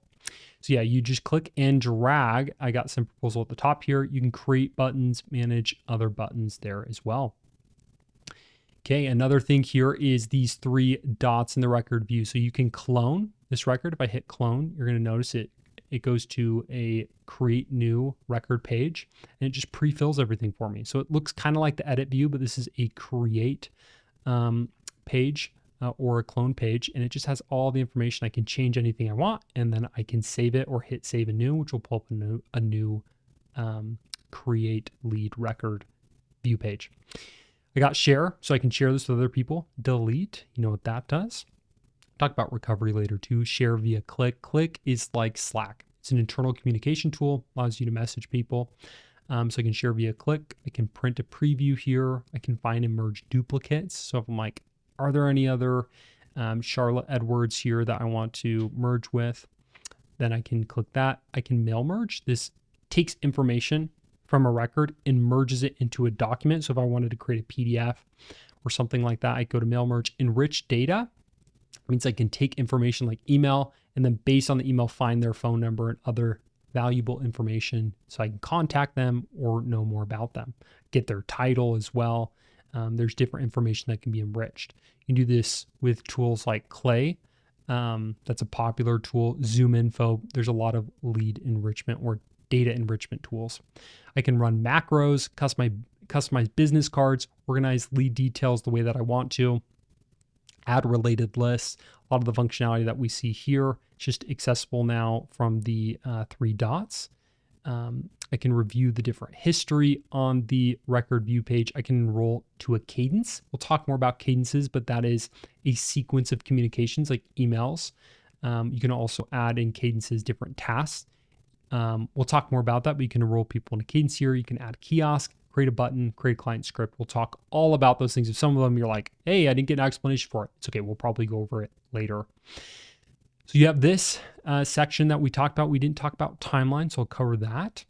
The timeline is just showing you the history of what's happened on the record, what actions have been taken over time. So history refers to what's been done to the record. You have interactions, which is different emails that have been sent.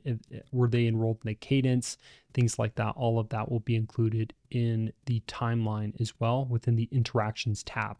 So a lot of information. We're trying to track everything and capture all the valuable information using a CRM. So with that comes some complexity, but you can overcome the complexity through good training. You're watching this video, kudos to you. This is the record view section. We covered everything regarding the record view so that you can use Zoho CRM in the best way possible. In Zoho CRM, it's very important to understand fields.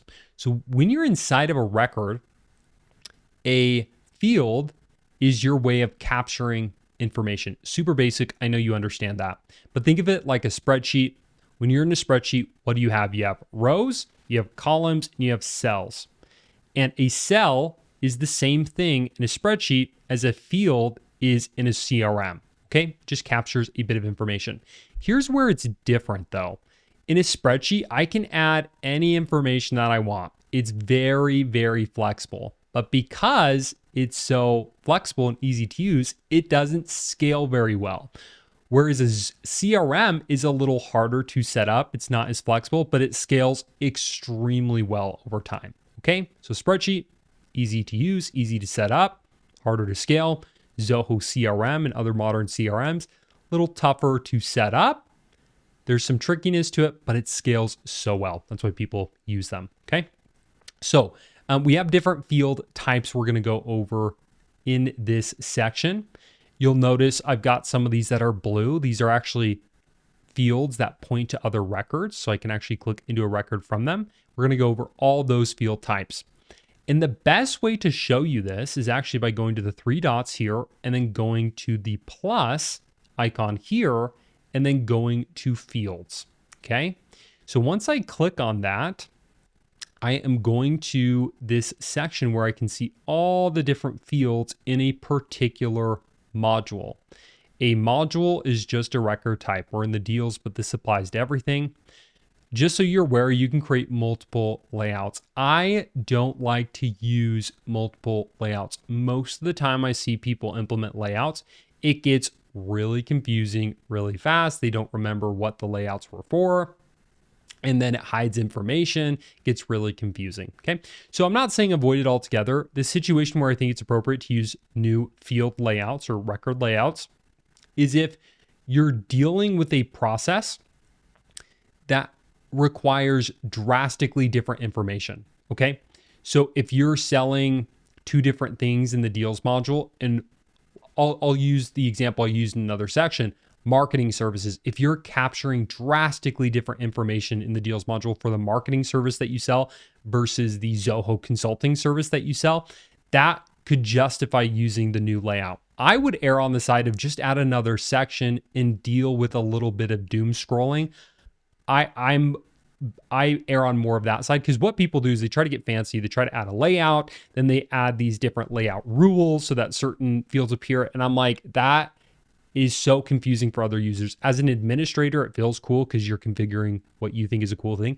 As a user, that gets so confusing so fast.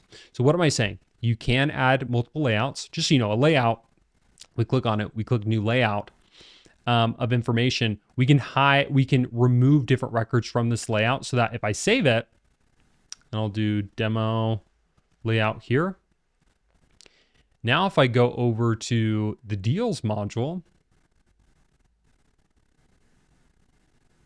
then I can go over to the layouts that I have right here, and then I can go to demo layout. And you'll notice there's no records because I haven't added any, but when I create a deal, I can actually switch to the demo layout, and the demo layout will have its own fields here. You notice how that changed? Go to standard now. So that's something important to understand. There's different layouts with different fields. Okay, so I'm gonna go back and edit those. I'm gonna go back to plus fields here.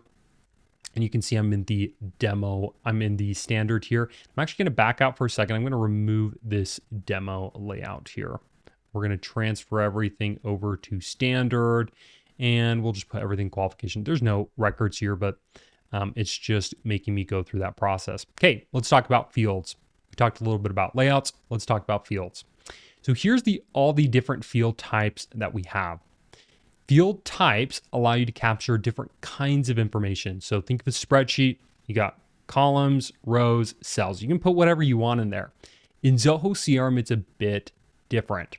So single line is allowing you to just capture a single line of text.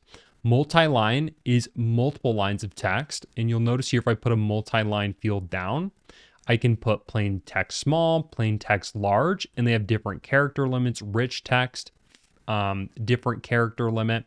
Rich text also allows me to bold things, to do italics. Rich text allows you to modify the text more than plain text does. I like plain text more in a lot of ways. I like rich text for bullet points, things like that though. Okay, so you can choose different options within the multi-line of text.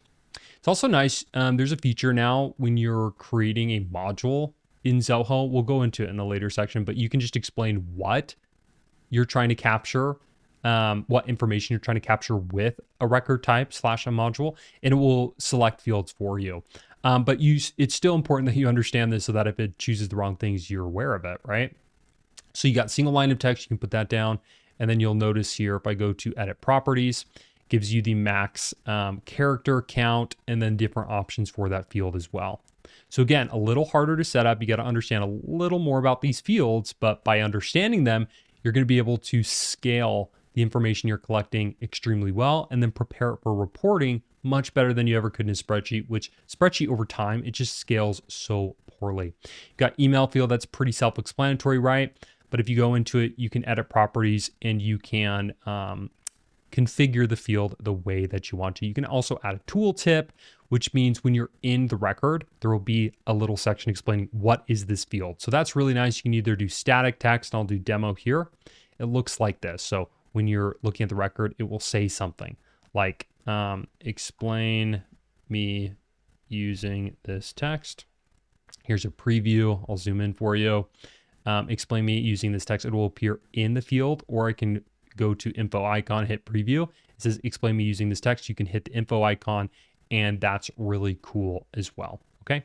So that is what the tooltip does, just as a side note. So that when I remove the field here too, I can move it to unused items. We'll talk more about this, or you can delete it permanently. I had it on there for 2 seconds. If you do unused items, a lot of times when you're removing these fields, it's not deleting them permanently. It's moving them into this section. Okay.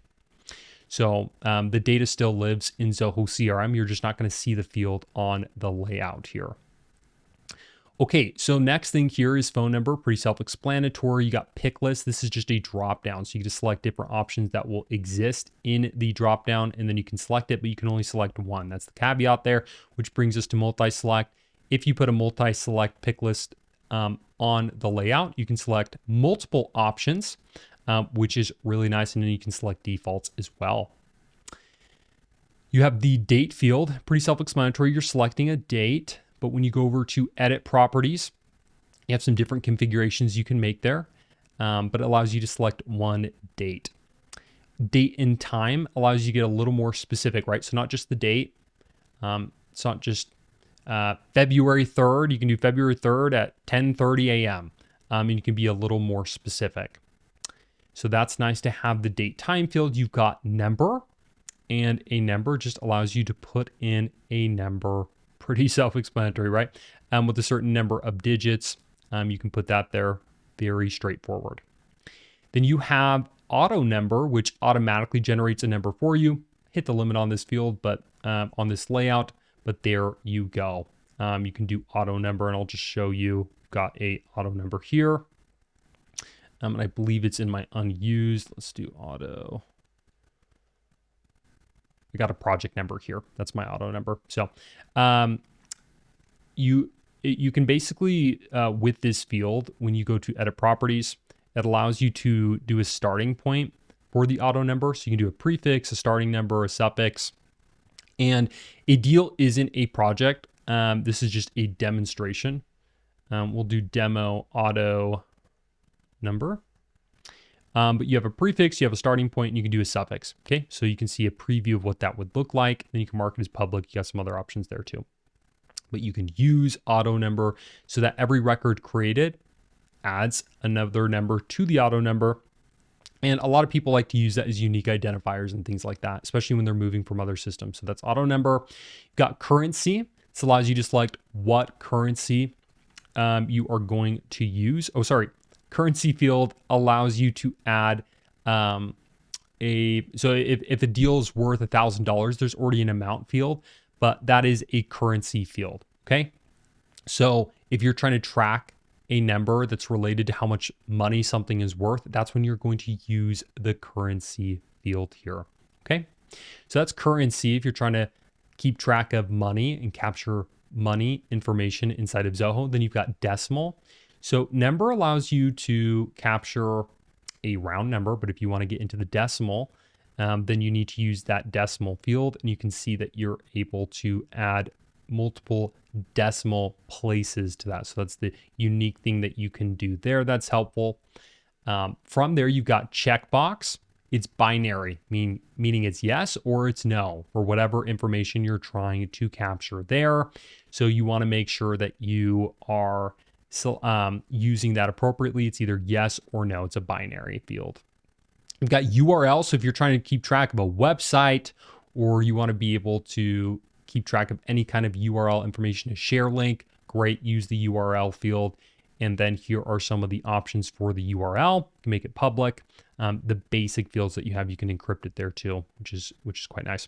So with that, you've got the next field, a lookup field. So a lookup field just allows you to connect records, allows you to make relationships with records. What's an example of this to make it a little more clear?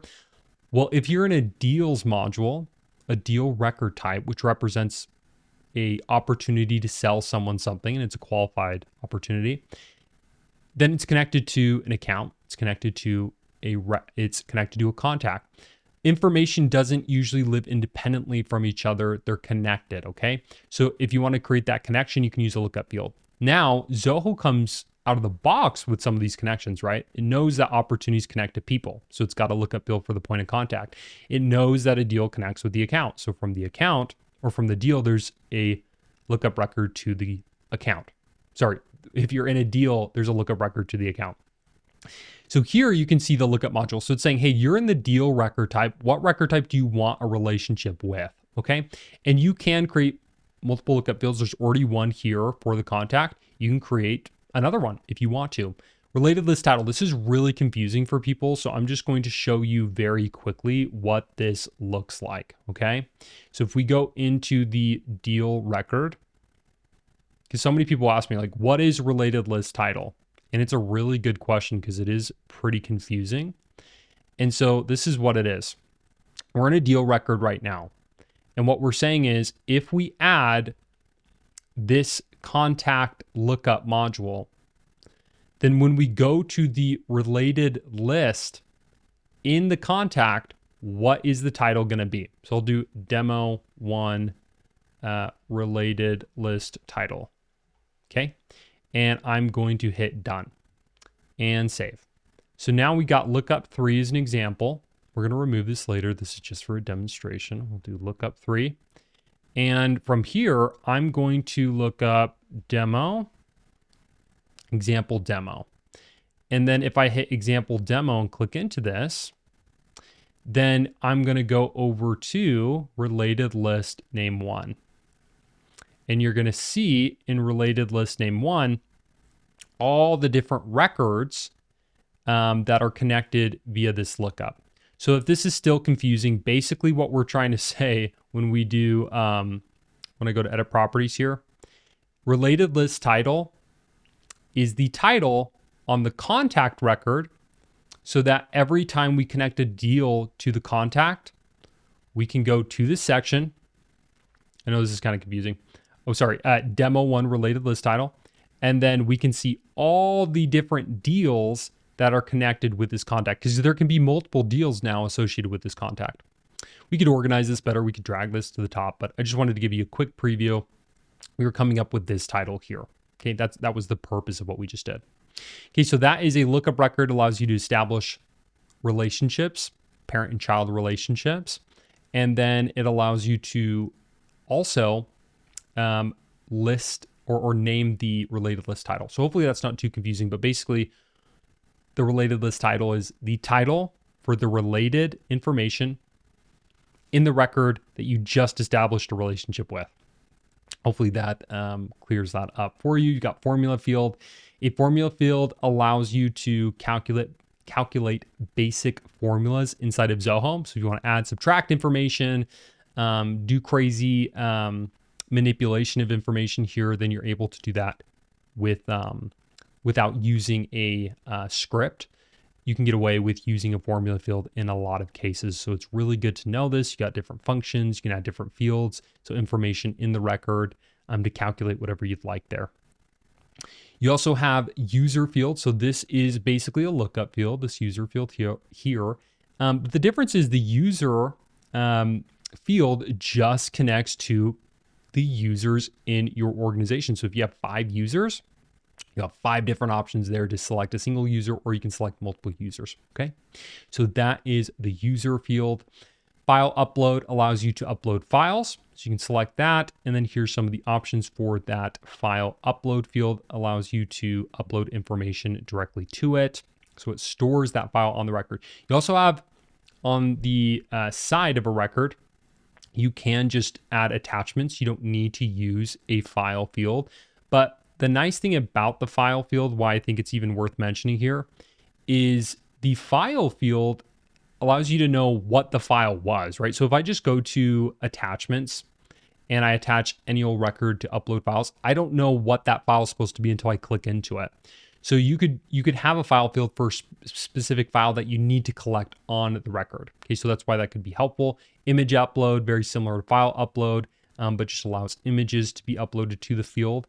You've got roll-up summary, which could be helpful just as a roll-up of a specific kind of information, but from a different record. So if I wanted to see the total cost of all quotes that I've quoted to, because a quote, if you're not familiar, just to take a step back, is showing how much something will cost. So if someone's like, yeah, great, send me a quote for that, and I'm selling items, I'll say, great, I'll put the quote together and send it over to them. It shows them how much it's going to cost to buy whatever I'm selling.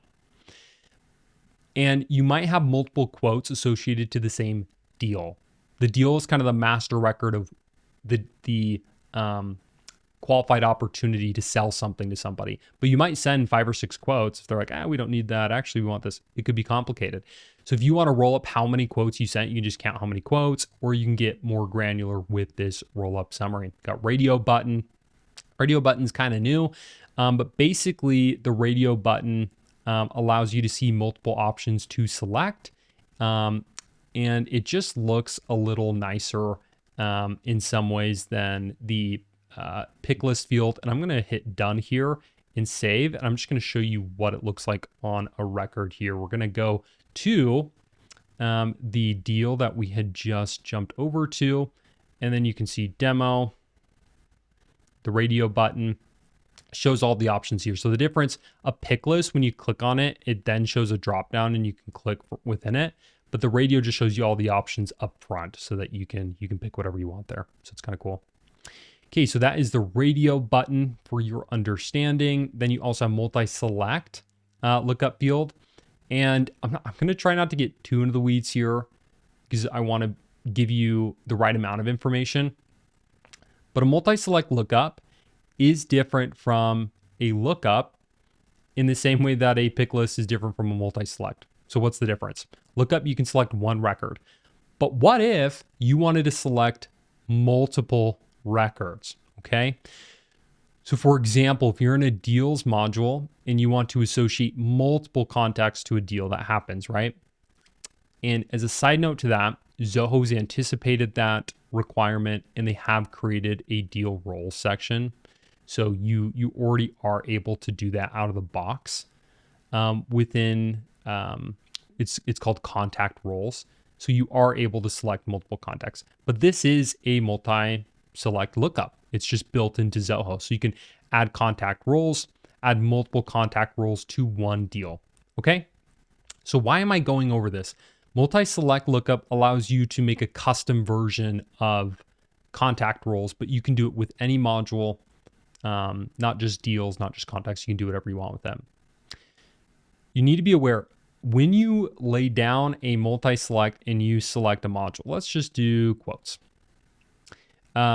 You will create what's called a junction table, or you can allow a junction table, and they call it a linking module.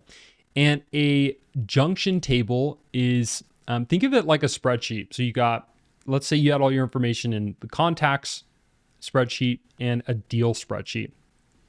A junction table would add a spreadsheet in between those two, and it would just say, this is a record of the connection between these two different spreadsheets, different records within different spreadsheets. The important thing for you to understand is you can get very specific with the way you relate different records. Okay. We go way down the rabbit hole. I could create one and show you, but very rarely are junction tables needed, except in very complex scenarios where information has to be tracked in a certain way, or better said, relationships have to be tracked in a specific way. Okay. So with that, that is multi-select lookup field. Basically, it's a lookup field, but when you click on it, you can select multiple records, not just one. Then you've got a subform. A subform is like a spreadsheet within a spreadsheet. And this is kind of hard to envision because these are things you can't do inside of a spreadsheet. You can't add. Imagine if in one cell you added a spreadsheet within a spreadsheet. That's what a subform would be. I'm going to show you because it's going to make way more sense. But here you go. We're going to do a standard one here, and we'll allow bulk addition if it will allow us. It's not going to, that's totally fine. And I'll just say done. Okay, so from here, we're going to add field, and we're going to add a single line, and we're going to add a phone number. And let's say this isn't the appropriate way to do this. I'm just going to give you a really quick example. Because within the deals module, you go to contact roles to add multiple contacts. But let's just say for some reason it made sense to add all those contacts as a subform at the top. Contacts, demo. This is just an example to give you an idea of what this looks like. I'm not telling you what to actually do here. Some people also use this for quotes. Don't do that. There's already a quotes module, so don't recreate the quotes module and the deal roles functionality here. You're just going to regret it. They're not as robust and they don't work over time. But I just want to show you what it looks like. So I'm allowed to do it as long as I'm showing you what it looks like. If I go to add row here, now I can add demo, and then here's a record within a record. Okay. I can add another one, demo, and then 111, 222, 3333. And it's a phone number now. And I can click to call through that actually. If I have my VoIP set up, which is great. Okay, so that is what you can even show filters here and filter within that group of information. But there are situations where a subform is really helpful. Okay, so that is the subform field for you. That'll give you a better idea of how to use that. Then we have a new section. This is just a way to organize information. Okay, so When you're looking at fields, you're going to notice that it says work drive, Google Ads information. Should say Google Ads, guys. It says AdWords, but that's outdated. We've got other, and then we've got deal information. So this is a section here. You can see here, I have new section. I have work drive, Google Ads information. Should look familiar. Other, deal information. These are different sections. So it just organizes the fields better for you. So we'll put demo there, and then I could add fields here if I wanted to in order to better organize my layout. So that is what that is for. It can be very useful to add sections to break up what you're viewing when you're looking at a record. I'll save that. And then we have our unused fields here, unused items. And what's helpful is when things are removed, you can see that they are not lost forever. You still have a chance to bring them back. This is also really helpful when you do migration. So if you migrate a lot of data over to Zoho, I like to err on the side of migrate. So when a migration is taking information from an application that you're no longer using, or that you just want to have another record in Zoho and you move it into Zoho. It's like importing information, but migrations are a lot of information. I like to migrate more fields than I need usually, because then if I don't like them, I can just remove them. And then if later someone's like, hey, we actually needed that information, great. I can just put it back and the information still exists. It's still in Zoho. It's just not visible on the layout. Okay. So that's just a quick note on unused items. You got a lot of custom fields here. I have like 240 left that I can add here to the layout. So quite a bit. Most people do not need that much. We also have quick create. So when you go to quick create inside of Zoho, you're going to notice there's a plus icon here. And go to quick create. Sorry, the better way to explain this actually would be if I went to, if I were to go here and hit new contact, this is quick create. And this is a quick create all records. This is the quick create contact. And basically what you're dictating here is what information, if you just had to capture a couple data points, is needed just to get the record created. Because you notice I created the record by going to the drop down right there. So that is what the quick create option is for. And then you can preview this as the quick create form. Then you have detail view. You can customize all the details, which is the related information. You can configure what that's going to look like, or customize rather what that's going to look like. So everything below the information directly related to the record, all the related information will be visible there. And then you can customize all of this as well. So you can get very, very specific with what you want to see there. And that is an overview of fields, quick create detail view, and some information regarding the layouts and how to use all of this according to best practices. It's important that you understand the different modules in Zoho CRM. These are the different modules. Some of these come out of the box. You can also create them custom. But a module is a record type. We talked a little bit about that already if you're watching this in order. We got the core modules, leads, deals, contacts, and accounts. What about everything below this though? What are all these sections of Zoho? We're gonna speed run it, okay? Most modules look pretty similar, okay? So what we're looking at here is similar to what you're gonna see in other records, but I wanna give you a quick idea of what all of these are about, okay? So we've got quotes. This is an out-of-box module. A quote just represents what something's going to cost. It's different from an estimate, and that an estimate is saying, this is what I think it's going to cost. A quote, once you quote something at that cost, that's what you got to sell it for once it's approved, okay? Then you've got a work queue, and work queue is pretty different. It actually allows you to take all the work to be done across multiple modules and put it in one place. So you can see here, in work queue, we've got tasks, meetings, calls, appointments, your leads. It's a one-stop section of Zoho to see all the work that you need to get done. Okay, really like work queue. The idea behind it is awesome. It allows you to organize the work to be done very well. And then quotes, just to give you a quick preview of this, usually when you're going to use quotes is when you're inside of a deal and you need to quote something. Some of you don't need to quote. I don't need to send quotes as an example. The initial package I offer people is fixed, so I don't really need to send a quote because it's not super custom. But the nice thing about quotes too, we'll go into CPQ, it means configure price quote. It's some advanced capabilities that you can do here. but you can go into the quote module right here, and they usually associate to a deal. So that is the quotes module. You also, it's a little confusing. So the finance modules, you have quotes, you have invoices, you have sales orders. Zoho has its own version of these, and Zoho Books has its own version, and they do not connect. You actually have to either use the Zoho Finance or Zoho Books modules, or you have to use the Zoho CRM ones. So that's another discussion, but I want you to know they are separate. So if you end up using Zoho Books, which is like a QuickBooks alternative, they do not connect unless you build a functionality to connect them. They may change that in the future, but for now, that's the way it works. Okay, so you got Journey.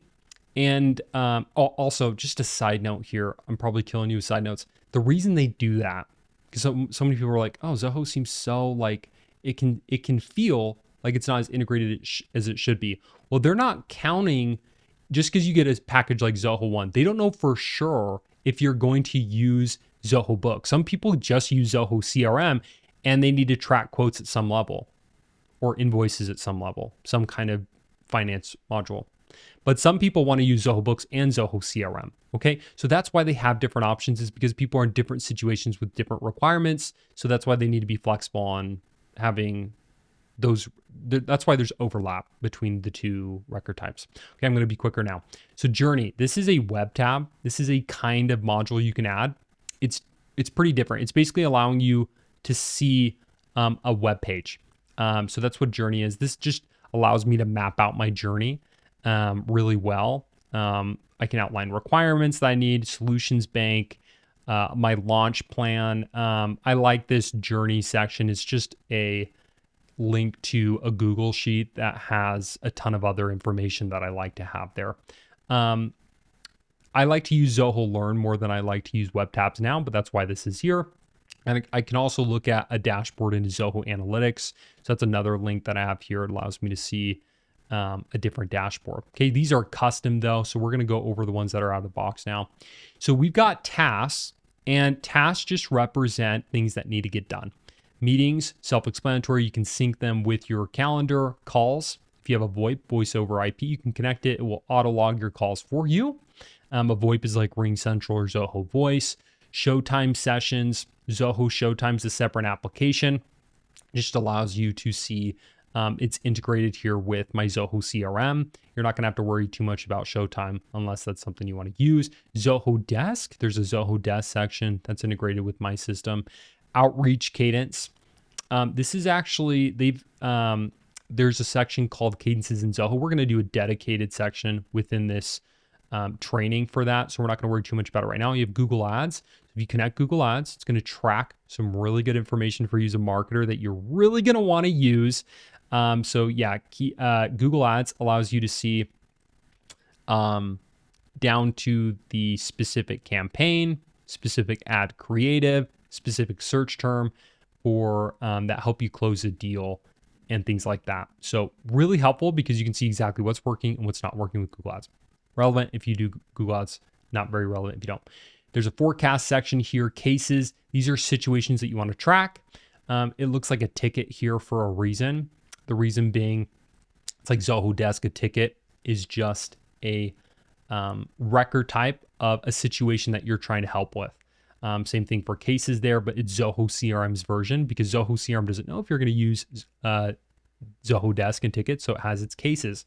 So situations where people need help. Solutions bank. These are if you want to keep a bank of your solutions there, you can certainly do that. Vendors, those are people that you buy from. Okay, customers are people who buy from you. You are a customer likely to other companies, and the person you're buying stuff from, that's a vendor. Zoho Social has a connection here, which is nice. My jobs. You can add different jobs, things that you need to, if you're doing field service management, things like that, you can add different jobs here. You got feeds, Zoho Billing. So if I want to add a subscription here, it's connected with Zoho Billings. We also have session recordings. So session recordings will oftentimes come over from Zoho PageSense. So you can see if someone spent a session on your site, what happened there. Same thing for goals. You have Zoho Sign documents and Zoho Sign recipients. This is integrated with Zoho Sign. This just allows you to see the different documents you created in Zoho CRM within Zoho Sign. Basically, if I want to send out a proposal or something, I can see all the proposals I sent out and also who I sent them out to. That's what those are for. You have different products. Those are things that you're selling. Price books. This allows you to sell different products at different prices. That's what a price book is. You've got campaigns, which is tracking, hey, we're doing a marketing initiative. We're going to do our 2026 Google Ads campaign, or we're going to do an event. Track all of your marketing campaigns so you can attribute success to the right things. You have different documents there, which allows you to track all documents that you have in the system. Sales inbox. This is actually pretty different. So sales inbox, just to give you the quick and dirty of it, allows you to group all of your sales communication in one place so that you can basically turn Zoho CRM into a shared inbox. If you don't know what a shared inbox is, just think of when you log in to see all of your emails, but now think of your email inbox, but everyone on your team has access to it so they can answer emails with you. That's what sales inbox is. Kind of cool. It also allows you to see emails in relation to their records in Zoho to give you more context. Okay. Just giving you the quick example there. Zoho projects integration, service calls. You have sales orders that represents something that someone's bought from you. Really helpful, especially if you're doing e-commerce or you have, if you are selling physical items. You got purchase orders. Those are records of things you've bought from people. You've got invoices, and then you've got life cycle updates. I added this. This was a custom demonstration thing. You're not going to have that in your system. Zoho Finance is Zoho Books and Zoho Inventory, some of the other applications within the finance suite. I have the integration there, so there's a custom module for that. That comes out of the box with the integration. Zoho Expense, all the expenses are listed there. Services, those are things that you sell, but services instead of items, which would be products. You've got appointments, which is just different times people set up to meet with you for a certain thing. And then we have some custom modules here. That's what these icons are. We've got visits. Visits to the website that comes in from Zoho Sales IQ. Got a sales agent there, and then Zoho signed document events. That just means, hey, signed. They signed a document, they completed an event. That's a speed run of all the different modules I have here in my demo. Some of those are custom you're not going to have, but I wanted to give you a quick understanding of all the different modules that you're likely to have out of the box so that you'll know how to use Zoho CRM and those specific modules according to best practices. If you want to send an email to someone inside of Zoho CRM, you just need to go to a record that has an email in it. Okay, so leads have emails, deals have contacts, and the contact has an email. Then of course you can go to contacts and any other record with an email in it, you'll be able to send an email. So you got two options. You can click on a record and then you can hit send email. You can actually select multiple records as well if you want to send an email to multiple records, which is really nice. You can select that template. And you need a template in order to send out an email to multiple records. Keep that in mind. Also, you can click here and just hit send email. And if you're just selecting one record, then you can just write out exactly what you want here. And then finally, you can actually click into the record, hit send email here, and then you can fill out the information to subject and then the body of the email. Why is the person not showing up? Well, in this specific example, this is a demonstration record that I use for tutorials. A contact isn't associated, but if I did have a demo contact associated, it would show the information here. And then we've got the subject, and we can also create email templates so that we can merge information here. I don't have to start from scratch. I can use an email template, which is helpful. So I'll show you here, insert template. Got a bunch of different options here. They're popping up. And then if there's an email template, I'm like, I don't see the one that I want. I can go ahead and create my own, which is really nice.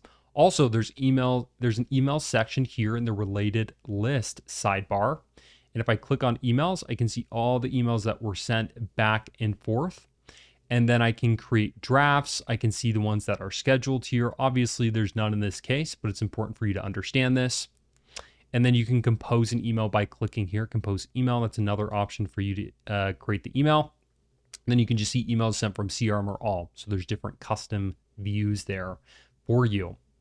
So the nice thing here is you're not going to want to have this happen.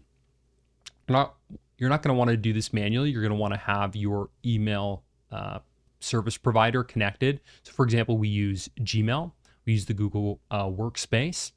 I have a list of reasons as to why we do that, but to keep it short, we connect our emails to Zoho CRM, so it automatically updates all the emails here. Then on top of that, we send an email from the CRM. It also updates here. So it keeps all of our communication in one place so that we have a single source of truth for all the communication that's happening with the people we're in contact with.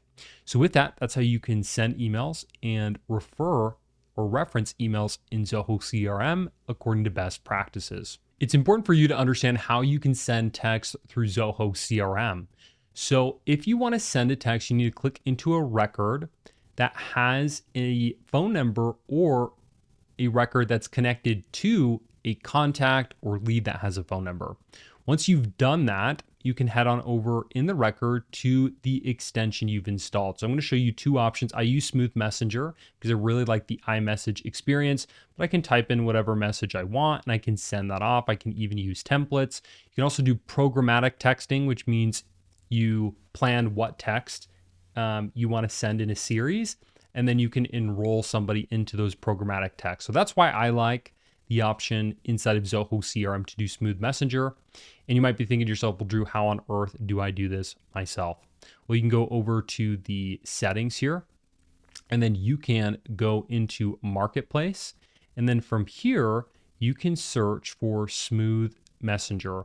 And they've actually updated the name. It's Cinch Engage SMS. So you can search for Cinch Engage, and then you can try this integration with Cinch. Okay, so that is the first option you have. It's got a lot of good reviews. That's why I like it. You also have Zoho Voice SMS that you can use. It's a Zoho product. So you can click here, and then you can search for Zoho Voice SMS for Zoho CRM by Zoho Voice. You can click into that, and you can check out this one. This is a Zoho native option. It's a free integration with the Zoho Voice platform. So you can check this one out as well. I like using the Cinch one, but it's whatever meets your requirements. If you don't need all the fancy bells and whistles, then you could probably just get away with the SMS for Zoho CRM by Zoho Voice. I've gotten mixed feedback from clients on using Zoho Voice. We don't really need a VoIP, but people have used it as their VoIP. We've had more success with Ring Central, but here's a Zoho option and then a third-party option for you. The third party being the Cinch Zoho CRM text message extension. So with that, that's how you can send text from Zoho, and a little bit about the setup there as well. It's important that you understand activities within Zoho CRM. So if we go on over to the left panel here, you're going to see three different modules. These are activity modules. So you got tasks. These are action items, things you need to do. You have meetings and you have calls. These can be synced automatically from your calendar. I use Google Calendar as an example, in tandem with Zoho's calendar tool as well. And then your calls. So if you have a voice over IP or internet phone, a VoIP, then you can connect your phone with the calls module and it will auto log calls for you. So let's talk about this in more detail. If you go into a record, let's say I'm in the proposal stage here with Progressive, I'm doing a deal with Progressive, then I'm going to head on over to the activities, open activities. When I click here, I can either go to this section, open activities, and add a new record, or there's a really nice quick create option within the record where I can just go over to open activities and say, I got to remind myself to do this task. Now, here are the task fields. I can customize this just so that you're aware. Also, we can have different templates here. I need to do an email, and then it will pre-populate some information, a due date, and then I can create here when I want to do this, and then just hit save. So I need to send an email. Now it's an open task. Once I mark it completed, I can just check it off right here very easily. Then it will move over from an open task to a closed task. You'll notice here we've got open activities and we've got closed activities. So it will show up in closed activities once it's completed. Also, the nice thing is for the tasks that need to be performed in the system, I can just head over to the task specific module, click click on that, and then I'll be able to see all the tasks that I need to do here, okay? And then I can just click once they're completed, and I have one place I can go to view all the tasks that are required for me to get my job done. Here's another thing about tasks. So when you're in a system like Zoho, you want to break up in your mind a process into two things. You have the higher level of the process, which are these stages. Those are the major phases of the process that you're managing. And then you have the steps. So stages and steps. Steps are the specific things that you need to do to move the process along. So as an example, proposal might be a stage in your process, but the step would actually be the task to send an email or create a proposal, follow up on revised proposal sent. So those specific tasks need to live within a stage. The best way to break it up is you have these stages for your phases, and then you have tasks for your steps. It's the best way to do it within Zoho CRM. If you have large project management needs, which means you're managing multiple layers of tasks within task lists, within project groups, within milestones and phases, from a project management standpoint, then you can use Zoho projects and integrate it with Zoho CRM. But for most people with sales activity, you just need one layer deep. You just need the tasks to manage that. Then you've got your meetings here. Your meetings will sync over if you connect with your calendar. We'll go over more of that once we go into the back end and all the settings. Then you've got your calls. You can connect with your internet phone and will auto log calls, or you can add those manually. It's completely up to you. The nice thing too, once you add a task, you can see here, I can just hover over. I'm supposed to send an email February 28th. So it has this quick view where I can see there's a task connected here. Then of course I can click into this as well, and it says next action email. So it's very actionable. I can go to the record. I can see what do I need to do next. And then I'll be able to click on this as well. And then I can always close the task once it's completed, or view the task from this view and see open activities on the side. So with that, that's the activities within Zoho CRM. And hopefully that gives you clarity on how to best use that. It's important that you understand pipelines within Zoho CRM. So you're going to notice here, there is a pipeline section. If I click into it, I've got standard, all pipelines, and unaccounted. Well, let me give you a situation so this makes more sense. Like, what is a pipeline and why is it useful?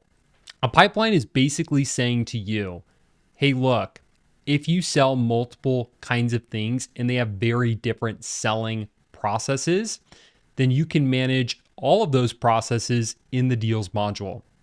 So let's say I'm in an organization where I sell Zoho consulting services, but I also sell marketing services. They're completely different. I have different selling processes for all of them. And I want to manage both my Zoho CRM consulting service packages that I'm selling and my marketing services packages. Well, then I could go into settings here. I could go into pipelines that you can see here. And then once I'm in pipelines, I can add multiple pipelines here. So let me just add this as an example. I'm going to do marketing services. And let's just say I'm going to use just needs. I'm going to have proposal, negotiation, close one, close loss. I just want 4 stages. Let's just say for the sake of this example that selling marketing services that I sell, it's more transactional, meaning it happens faster and there's less required in the process. Well, if it's more transactional, I don't need as many stages to manage the process, okay? By the way, as a side note, if you're ever wondering, how do you actually come up with the stages when you're doing this? You would need to write out, I would just get out a piece of paper or a note and just start in bulleted point format saying every step of the process. Say someone visits the website, they fill out the form. Zoho sends an email saying, welcome to our, we're going to get back to you shortly. And then they book a meeting and then I meet with them. I would write out every single step in the notes. And you might be thinking to yourself, well, how granular do I want to get? Just write out every step that you can think of.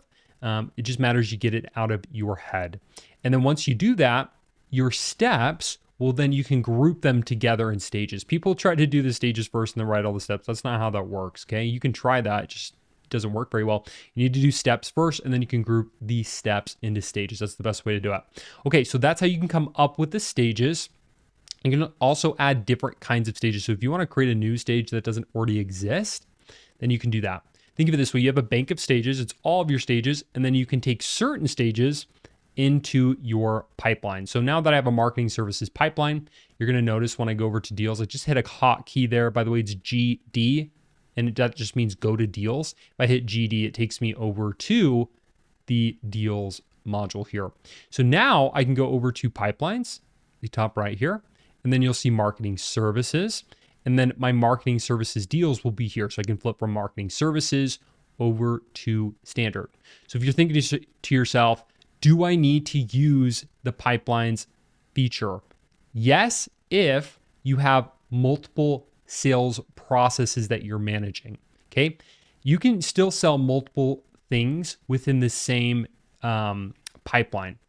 It really is, pipelines is, you want a pipeline per sales process. So if you have a very different sales process for marketing services and my standard pipeline represents consulting services, then you can do that. But if you sell marketing services and you sell your consulting services in a very similar way, you can just get away with one pipeline. Okay, you don't need to overcomplicate things. But that's what the pipeline module or pipeline feature exists for. Also, let's just say we were selling marketing services and Zoho consulting services. I know that's not what you sell, but you can translate this example to your own situation and organization. If you were selling marketing services and Zoho consulting services through the same pipeline, you could separate them by having a field for deal type.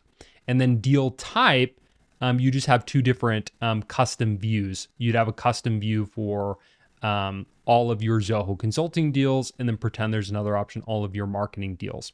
And you might think, well, why would you do that? Well, if the stages are the same across each thing that you sell, then why create another pipeline? Okay, I'm trying to help you think through, is pipelines right for you or not? So that's how you use pipelines according to best practices. This is how you can create and send a quote inside of Zoho CRM. So if someone's asking you to send a quote, or you just had a discussion, you said you were going to send a quote to someone, I would recommend going from the deal and then over to the quotes on the related list in the left-hand side of the record, and then hitting add. The reason I recommend this, look, the deal name and the account is already populated. So you can go over to quotes and you can create a quote from the module itself, or go to quick create here, and then you can create a quote. You can do those things as well. But it's nice if you do it from the record, because then you've already associated the account and deal name and contact name. Okay, so instead of manually having to associate these three records, they are already associated for you. Okay, so here's another thing. I'm going to put demo quote here, and you initially have the information related to the quote itself, but then you also have address information. You can hit copy address. Billing to shipping is what we're going to do, and you'll notice all that information has transferred over to the shipping information. Then you have the quoted items. The items are the things that you're going to sell. Okay, so from here you can search for the items, and if you want to get a better look at all the items that you have to offer, you can look at them here. These are demo records, and then you can even add a new product by going to plus new product, and you have the quick create for the product here as well. And then you can save and associate that if you want to. So that is how you can add different products here. We're going to do one. We're going to do Zoho implementation and training. Let's just do $100. And then also you'll notice here, there is a little tag, and this allows you to choose a price book. So if you're not familiar with price books, you can essentially apply a certain level of pricing for that specific item. So specific items can have multiple price books, which changes the price. So if you're, there's many situations where you may want to use the price book. Just be aware that this is how you enable the price book, using this. In addition, you can add multiple rows. So if you want to sell multiple items, let's say I wanted to add a convenience fee here as well. Also clone these or delete these. And then there is a guided selling feature. So quoting inside of Zoho CRM can be extremely robust with what's called CPQ, Configure Price Quote. It's essentially a set of automations and tools to make your life easier when building a quote. So you'll notice here, especially CPQ really is only super helpful. If you are in a situation where you sell lots of items, so let's say you're in an organization and you guys sell hundreds and hundreds of items, you're going to want something like guided selling. It'll ask you different questions about what you're selling to a customer, and then it will narrow down the selection of items so that you're not overwhelmed. Okay, so that's just one example. That's called guided selling, but there's other configure price quote features as well, where you'll select one item and it will say, hey, because you selected Zoho implementation, you should add a convenience fee as well, just as an example, okay? So from here, I'm going to add a discount as well. You're able to add discounts right to the quote. And the thing to understand here, this is a Zoho CRM finance module, meaning it doesn't automatically sync over to Zoho Books. And there's an argument here that you should understand, which is some people, when they're using Zoho Books, are trying to understand, should I use quotes too inside of Zoho CRM, or should I use the Zoho Books quotes?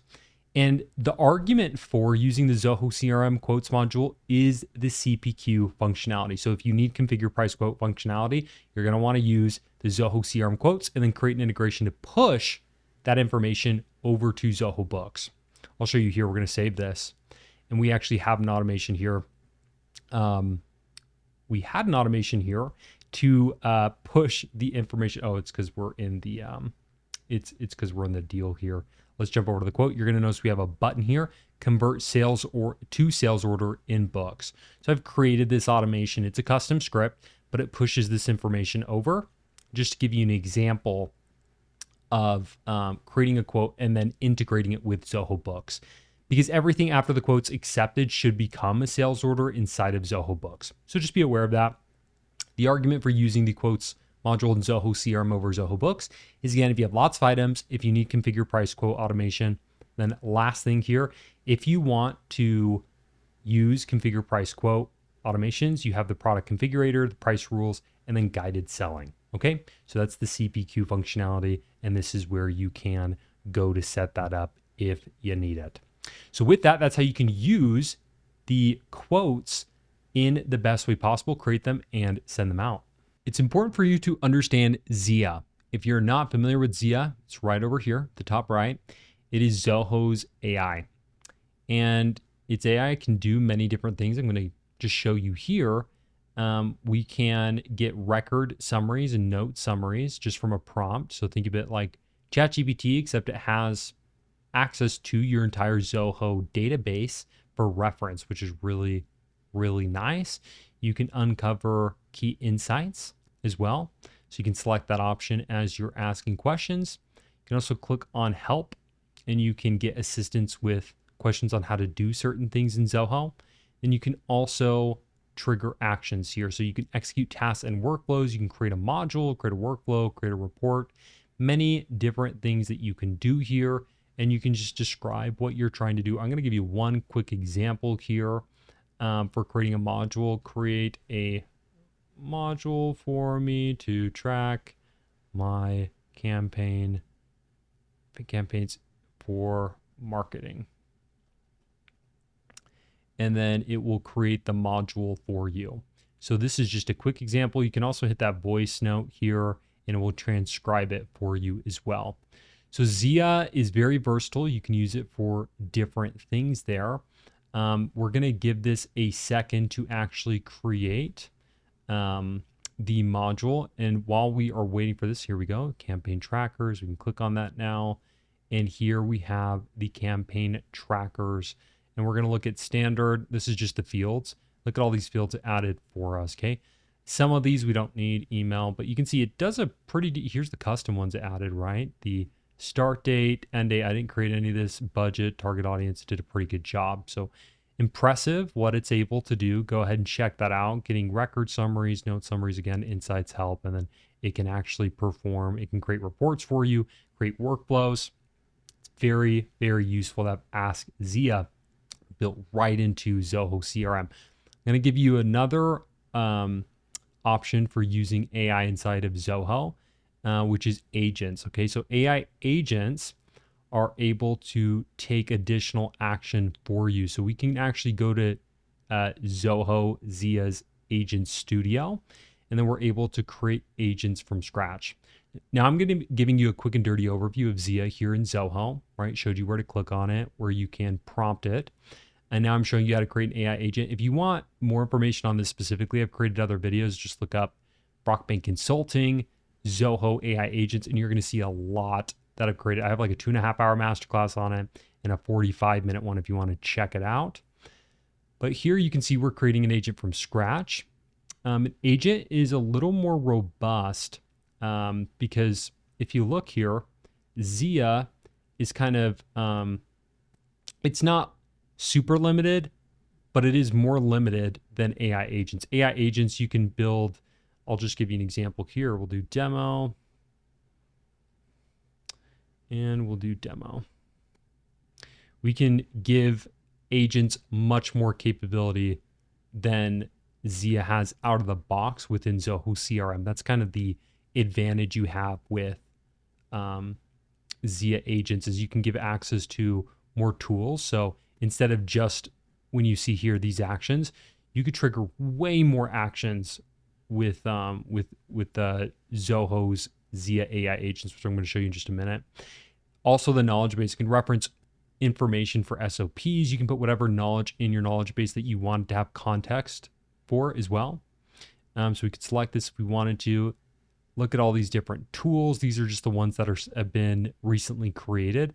We have access to way more tools I'm going to show you in just a moment. So we'll just do get courses, send emails, and then additional settings. We can set up some guardrails as well. So now we can create that agent. We can interface with it as well, which is really nice. We can go to test agent, and then we can select these connections. Let me just connect this really fast to give you an understanding of how this works. We'll do the production environment here, and I'll accept that. And I'm just going to show you very quickly. You can go over to next. Let's create one for this too.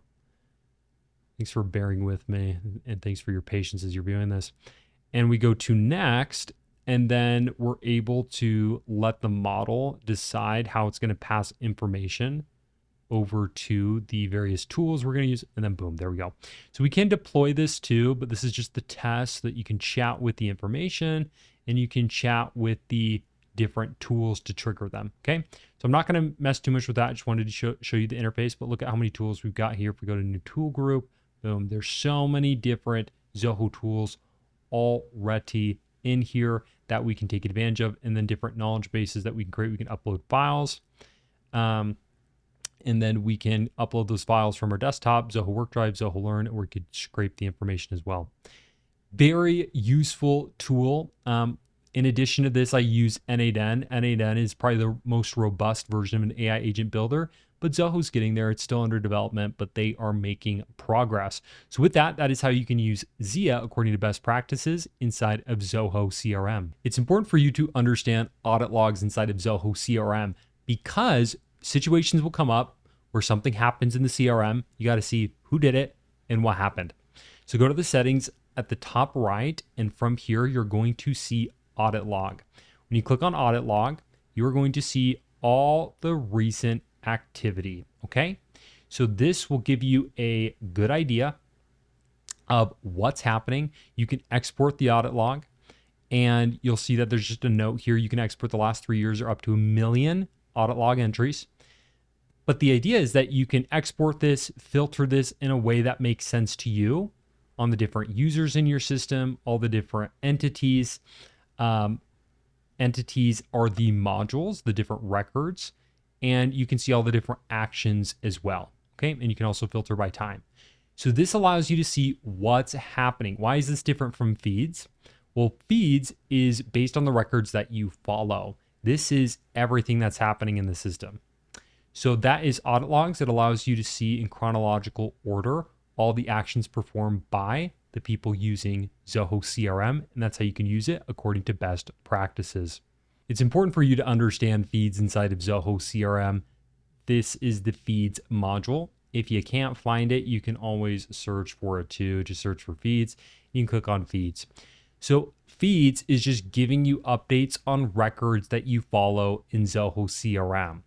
So you can click on your feeds preference here, and you can choose the modules for what feed notifications need to be sent to your feeds section. Okay, so you'll see I just have deals selected here. You can also send notifications to yourself when records are created, updated, or deleted through APIs. Okay, so that's an additional functionality. Really simple. You're able to just like you go on social media, you have a feed of all the updates and new posts that people have posted. You get a feed of everything that has been updated, created, or done on the records that you follow inside of Zoho CRM. Okay, so it's really nice for that. You can look at statuses, leads, deals, all different kinds of records. And then you can also filter down by the time and day that these updates were made. Okay, you can also write comments, and then you can post on your own feed.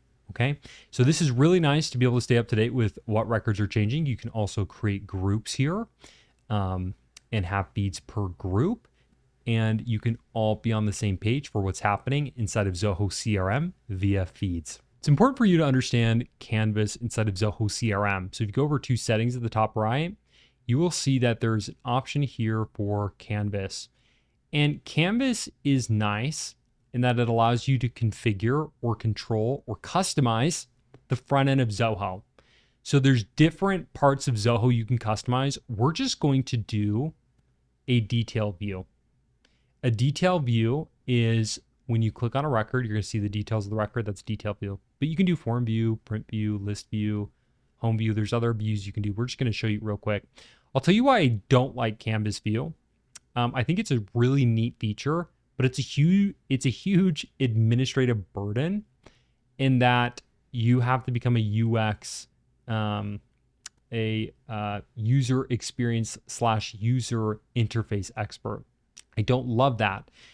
And you might be thinking, well, Drew, you just selected a template, so is it really that much of a burden? This is where it becomes burdensome. When you're configuring the normal Zoho CRM list view or record view, you can just drag and drop fields onto the canvas. But look at how it works here. Now you have to control, like, where is it going to fit? And is it the worst thing in the world? No. But over time, they just start to look unwieldy. It just becomes unwieldy. Like, it's hard to use over time.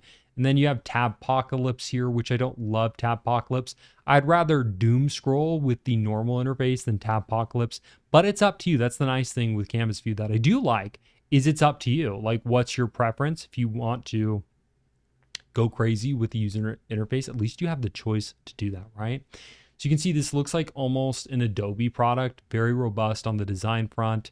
I'm not going to go through all the nitty-gritty elements here. I want to give you a quick overview so you have an understanding of what Canvas is and how it works, and that's how you can get into Canvas and use it according to best practices. It's important that you understand how to use Cadences. Now, Cadences, if you go to settings, is a feature that allows you, it's right here, Cadences, it's in the automation section. Cadences essentially allows you to schedule different communications and actions over a period of time. So I will show you from scratch how to create a cadence. We're going to do demo cadence. Let's pretend that you're in an organization that gets leads from their website via a form. So people can contact you via a contact us form.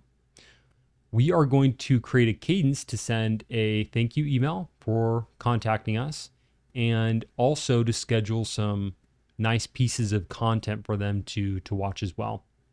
So we will do manually enrolled leads for this one. But keep in mind, you can automate this and have the trigger for the cadence be based on a custom view, which you probably saw as I was setting that up. Showed manually enrolled and also for a custom view. So you can do either one. So this is the canvas. This is where you're going to create the cadence, and you can see follow up, follow up, follow up. So as you're prospecting and selling, you want to schedule different communications and actions over time. So you can do this for inbound, like our example. Someone fills out a contact us form and you're wanting to schedule a series of emails saying, hey, thanks for filling out the form. Here's a piece of content. This is where you can book with us, whatever you want to do. You can also do this when you're doing outbound as well. So if you're doing outbound communication and you want to, and this is sales-centric communication. You might know of Zoho Campaign, Zoho Marketing Automation, MailChimp, tools like that. HubSpot as an example as well. They have tools to do mass communication where they'll have like the bars on the side. It looks like a promotional email. This doesn't look like that. This looks like it came from your email service provider, whether that be Gmail, Microsoft, or Zoho Mail. So that's the difference here. It's important to understand that Zoho CRM is sales-centric communication. It looks like it came from your email. And then HubSpot, Zoho Marketing Automation, MailChimp, it looks very promotional. It has the bars on the side. It does not look like you created it yourself. In your email service provider, it looks like you used a tool to send it out to a billion people. Okay, so follow-up number 1, add follow-up here, email task call. So you're able to select an email that you want to send over to someone. So you can either select a template that you have created here, or you can create the template using the template creation tool. I would use this up here. Just it says insert HTML plain text. This just looks the most natural. It doesn't have the bars on the side. It actually looks like it came from your email service provider again. That's important because it just looks authentic. It looks better than an email that looks like it was sent out to everybody, right? You want it to feel personalized. From here, just quick note, when you're building the template, you can hit the pound key on your device, and then you can merge information from different places into your email, which is very helpful. So you can merge information, just be aware of that. Okay, so then you can refresh, see the email template that you created, and then you're going to select it. So once you select it, you can save and associate. We're going to do demo, and then we're going to have it sent out to the email of the lead. Okay, so the lead email is the one that they filled out in the contact us form, just so you're aware. We're going to save and associate. Here we have our first communication, but after that, we don't just want to automatically send in another email. I actually just want a task to find a piece of content that would be helpful for them. So find a piece of helpful content and send to them. And I don't want to automate this quite yet. I want to keep this manual because I want them to look through their profile and understand what makes sense from the content we have to send over to them. But over time, maybe I create an AI agent that looks at their record, looks at their website, looks at their LinkedIn profile, and then decides what piece of content makes the most sense. But for now, we're going to keep it manual. And we're going to do +1 business day. And then the status will start as not started. And then we're going to save and associate this. Now we got a task as the follow-up to. We can also add multiple actions to follow up to. So if I want to do a call, as an example, after the previous email is clicked, then I can schedule a call. And that way, when I call them, it's not like, hey, I sent you an email. It's like, hey, I know you looked at the email. Is that creepy? A little. But you can say, hey, I noticed you looked at my the email that I sent over to you. Do you have any questions about it? Something like that. At least it's a little warmer than a super cold contact, right? And in our situation, it's a contact us form, so it's not too weird to call them after. So you can do +1 day here, call agenda. You can put in the call agenda if you want, and then there's more fields as well here. So let's do the logged in user as the call owner and call purpose. This would be a form of prospecting here based on the contact us form fill out. We can also schedule multiple follow-up 3s. And you'll notice here the task when we click on create and then create an email, we would just say do this immediately. But you'll notice after an email, we have different selections here. Instead of do this immediately, let me show you this. We do after the previous email is bounced, replied, unsubscribed, sent. Okay, so we can do it based on the previous actions of the email. What am I saying here? I'm saying if you send an email, you're able to be very specific on when you want to do the next action. So for example, you say after the previous email is bounced, then we create a task. So you can get very specific. It's a little more tricky when you do it after a call but you can use after the previous call is scheduled, completed, overdue, and canceled. The reason it's a little trickier, you got to connect your VoIP, which is a little more difficult than connecting your email. So just be aware of that. It is different. And then email we can do after the previous call is, and then you'll notice here if we hit email, it's saying after the previous task. So now it's based on the status of the task. So once it's completed, then we're going to want to do we want to send a certain email notification. So I'm trying to show you the nuance here. You're able to be very specific on when you want to trigger these different actions in the cadence. Let's just publish this so I can give you an idea of what this looks like. And as I'm showing this to you, you'll notice there's a couple ways we can trigger the cadence, okay? So one is through a custom view. These are the custom views that you could trigger. These are just the ones I have in my organization. You have your own set of custom views you can trigger a cadence off of. Also, I can select this, and then from here I can go over to Cadences, and I can enroll people manually into a cadence. I'm also able to go into a record and then go to more options, and I should have a cadence section here. Cadences, enroll into a cadence right here. So I can enroll from the record and from the records view page. Records view just means I can see multiple records here at the same time.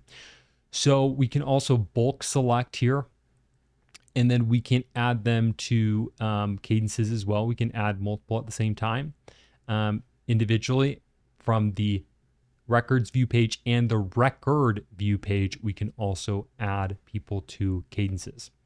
So you can do it manually, like I just showed you, or automatically via a custom view. And that's how you can create a cadence. And once you actually enroll somebody, I'll show you an example here. We're going to enroll to that cadence we just created, the demo cadence. And we're not going to look at it here. We're just going to enroll. And now they are enrolled. So we're going to show you exactly what that looks like. I go to cadences. And here is the cadence they are enrolled in. Okay, so we get cadences information from the related list view. And then we can see exactly where they're at. They're enrolled. The last follow-up is email sent. Here's going to be the next follow-up. Shows you exactly where it's at in the cadence that you built. Great way to cement the best practice of your prospecting in your organization. It doesn't have to be prospecting. You can have cadences for different things. It's just a way to schedule communications and actions over a period of time for a specific record. So with that, that is how you can create a cadence, assign someone to a cadence, and view the progress of the cadence for an individual. It's important for you to understand Motivator. Now, Motivator is a section of Zoho. It's at the very bottom here. You can see Motivator. It allows you to gamify Zoho CRM. And when we talk about gamification, gamification is just turning something into a game-like experience. The reason you might want to gamify Zoho CRM is to make people want to use it more.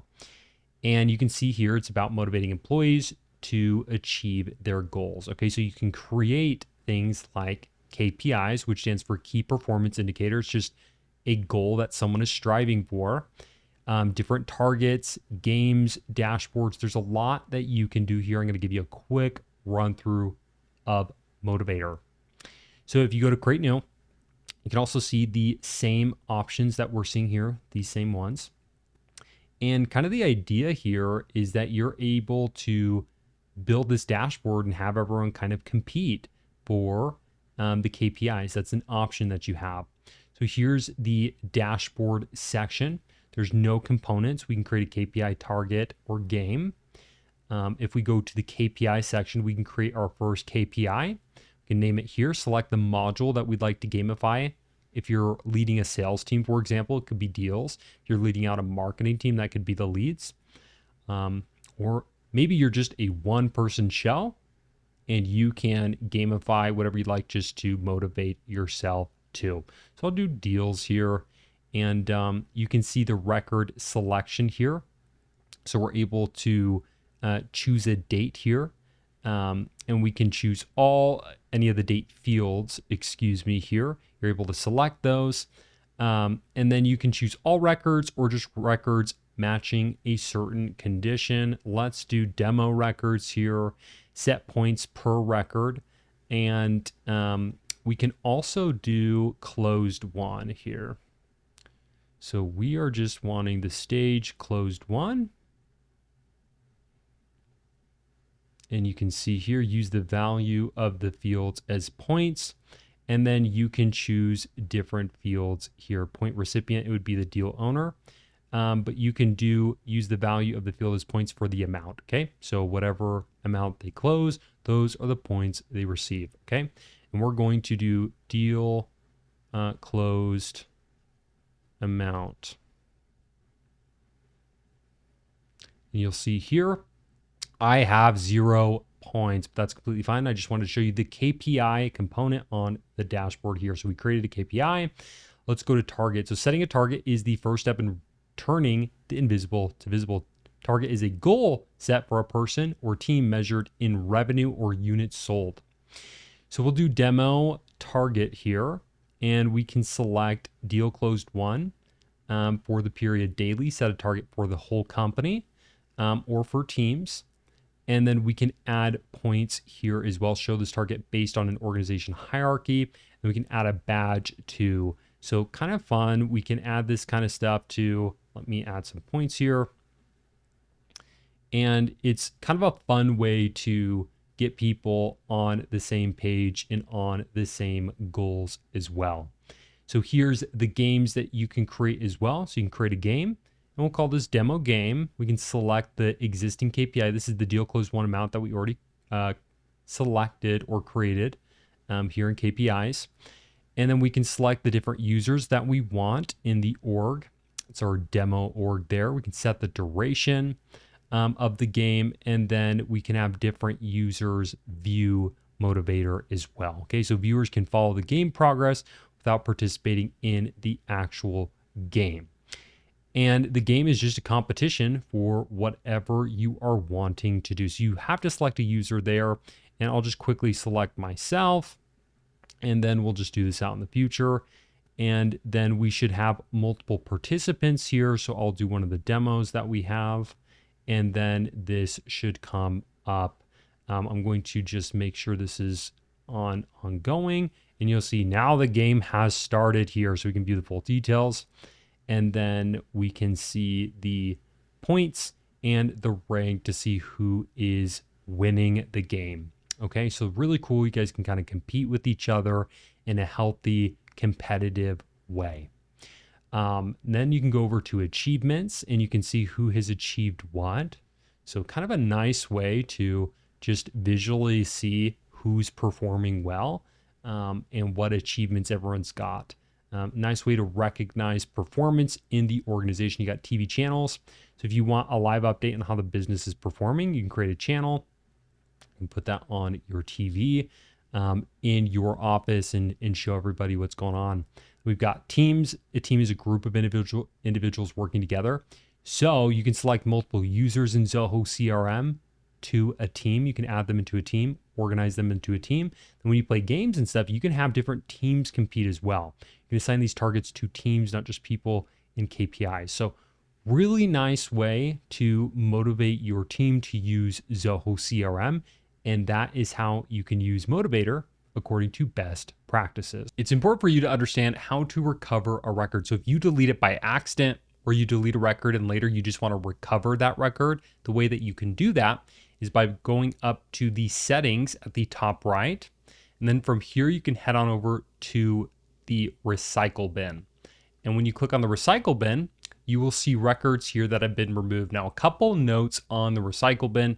After records are deleted, they're going to be stored in the recycle bin for 60 days. Also, only users with admin profiles can delete records in the recycle bin. And then non-admin users can restore their own records from the recycle bin. Depending on your permissions, you may be able to restore other users' records as well. So a couple notes to keep in mind, but if you want to recover a record, you'll just click, there will be a checkbox. You'll be able to click on that, recover the record. And if you are an admin, you'll be able to see at the bottom, there's an empty recycle bin button. And that's how you can recover records that have been deleted. It's important for you to understand that Zoho has created out-of-box integrations that you can very quickly set up. You can go over to settings here, and then you will notice that we have a integration section here. And it's in the marketplace area for Zoho, Google, Microsoft, etc. So if I click on Zoho, you can see all the different very quick to configure Zoho integrations. Why are these not automatically set up? Because Zoho doesn't assume that you're using any of these. It doesn't know if you are. So it's not going to integrate with an application that you're not even using. You have to decide to do that, okay? So we're gonna go back to settings here. You can see in the marketplace, there's also Google as an integration. You got Google Contacts, Calendar, Ads, and Chat there. Then you have Microsoft. There's built-in Microsoft Office 365, Outlook, Word, and Teams integrations, and much more. Okay, so there's more to the marketplace here.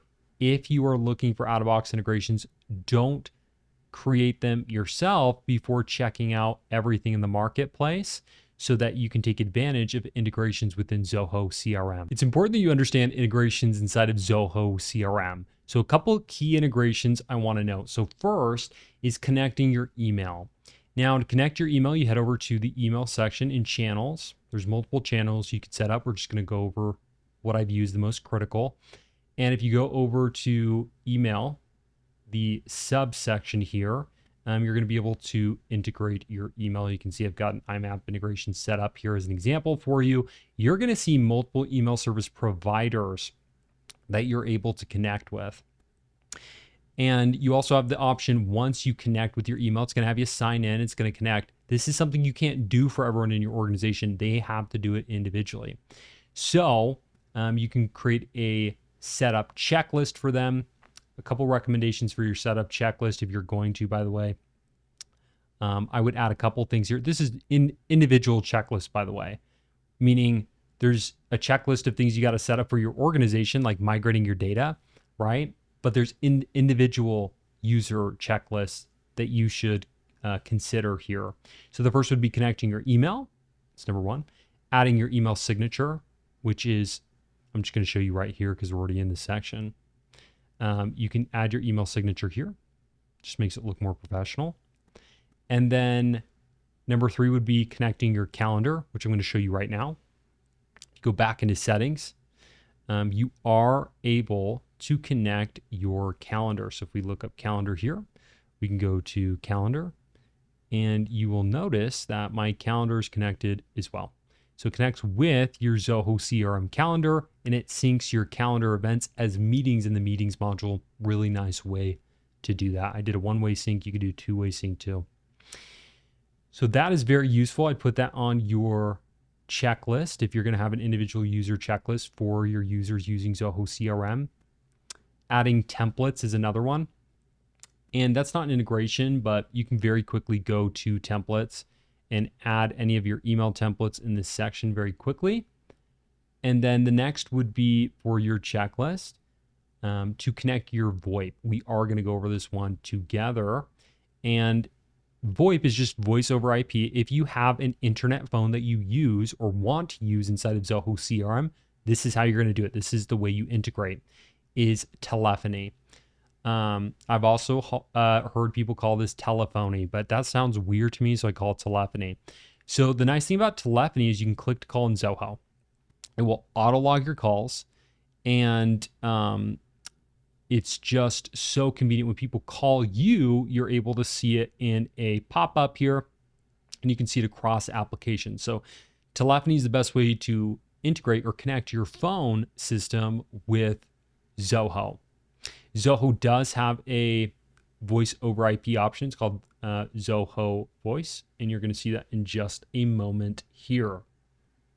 So I have Zoho 1, so it is going to take me to Zoho 1. But when you click on click to configure, just understand it might just keep you in Zoho CRM if you're on the Zoho CRM standalone edition. So if you don't have an account with PBX Contact Center, you can start using Zoho's built-in contact center within a few steps. We're going to go to View Marketplace, and you'll notice Zoho Voice is one of the phone bridge provider services that Zoho has. Ring Central is what I typically recommend. You can totally use Zoho Voice. I have clients using it. I've just gotten mixed feedback. Ring Central, my view of Ring Central is this. It is the best product that has some of the worst support / sales. Their sales process is just like they're trying to upsell you and stuff. So if you want the best product that just works really well with Zoho, then Ring Central. Zoho Voice, I've had some people who loved it, and I've had some people who have had a different experience. So just keep that in mind. But there's many different options here for VoIPs that you can connect with telephony. Just so that we can separate this, these are phone providers, right? Or phone service providers. Telephony is the interface in Zoho. Telephony is this. It's the pop-up. It's the ability to see the call and actually click on it and then make a call. And it is the automatic call logging. That's what telephony is, but unless you use Zoho Voice, Zoho CRM itself or telephony itself is not a phone provider. It's not allowing you to make calls. It's just the interface or the bridge between Zoho CRM and your phone service provider there. Okay, so that is how you can set it up. You just click here. You each has kind of its unique description here. You click on install and it will take you through a setup for connecting to either all users or specific users, and then you can go through that process. So that is the best way to set up the telephony integration inside of Zoho CRM according to best practices. How do you do traditional marketing inside of Zoho CRM? Well, traditional marketing is what I'm doing right now. I produce content, I run ads, people click on those, then they visit the website, and then they book a free consultation. Then during that free consultation, I qualify them to see if they're a good fit. They ask for a proposal, I send it over, they sign it, then we get started. That's if things go perfectly, right? How does it look in Zoho? I just described that, probably makes sense to you. Yeah, it's a typical sales flow, but what does it look like inside of Zoho? Well, inside of Zoho, we got the leads module here, and the leads module is for all unqualified opportunities. So people fill out my subscribe to newsletter form, they go here. My contact us form, they go here. And I say, yeah, my contact us form, they go here to sales ready. If they fill out my Calendly, if they book on my calendar, they're reached. You can put booked here too. It's interchangeable. We just put we've reached them. Recycled means I met with them and they're not a good fit. And rejected means they filled out a form and their email was just bad. Really important you have a qualifier there. As a complete side note, make sure you have email validation on those so that you're not automatically emailing people. It will destroy your domain, and then it'll destroy your deliverability of your email domain, which is a big problem. We've had clients run into that. And then raw lead, I have a tool that can analyze traffic and create leads that I can do some cold outbound with. It's just kind of a fun thing with raw leads. So you don't need all of these. I just want to show you a maxed out version of Zoho so you can decide what makes the most sense for you.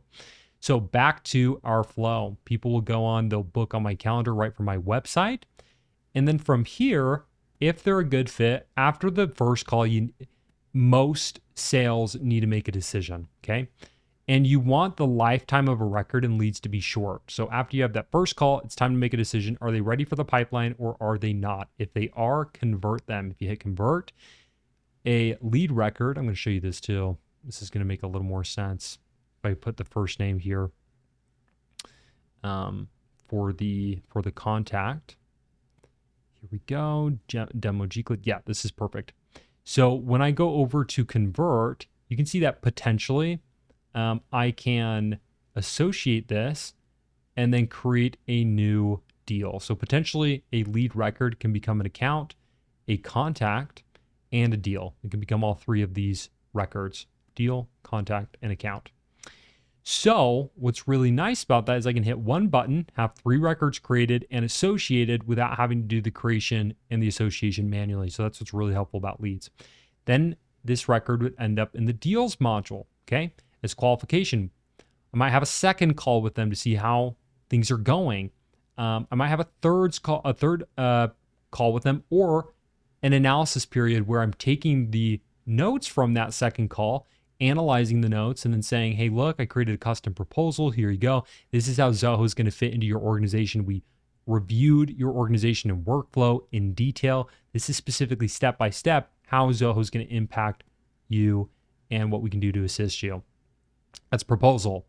And then negotiation is just all the back and forth after the proposal. And then either they sign the proposal or they don't. Closed one doesn't necessarily mean they've paid yet. It just means that they've signed a proposal. Different people have different perspectives on that, but that's generally the case. And closed loss means after a certain amount of time, they just never signed and they ghosted, or they said, hey, we're going to go a different direction, which is closed lost. So that's traditional marketing from a B2B standpoint. Okay, so if you're doing business to business, that's typically what it looks like. The leads and deals module ultimately represent your full customer journey from click to close, okay? From lead in to deal closed won. Some of you aren't dealing with clicks. So lead in to deal closed won. And each of these stages should then represent different major phases of your customer journey. That's what it should be. This is a lot of statuses and stages. You can have a lot less than this and get away with it, but I wouldn't have too much more. More than 7 is not a good idea. You want to be in the sweet spot between 4 to 7 stages there. But with that, that is a overview of the best practice for setting up Zoho CRM to manage a traditional B2B marketing and sales process. What does B2C look like inside of Zoho CRM B2C, business to consumers? Instead of doing business with other businesses, what would it look like to set up Zoho to manage B2C? Well, you'll do this in the contacts module. Here's a Kanban view to give you a quick overview of what we're looking at. I'm going to remove the filter view here. It starts with a raw lead. A raw lead can come in from a multitude of ways. If you just have a list of people in your target market, great, they can start as a raw lead. You can also set up software to analyze visitors and take their IP address, match it with contact information, and it will send you their lead info. Okay, so either a raw list or a list that you just want to market to in your market. And if you have something on your website to analyze visitors and create visitor records, you can do that too. That's raw lead.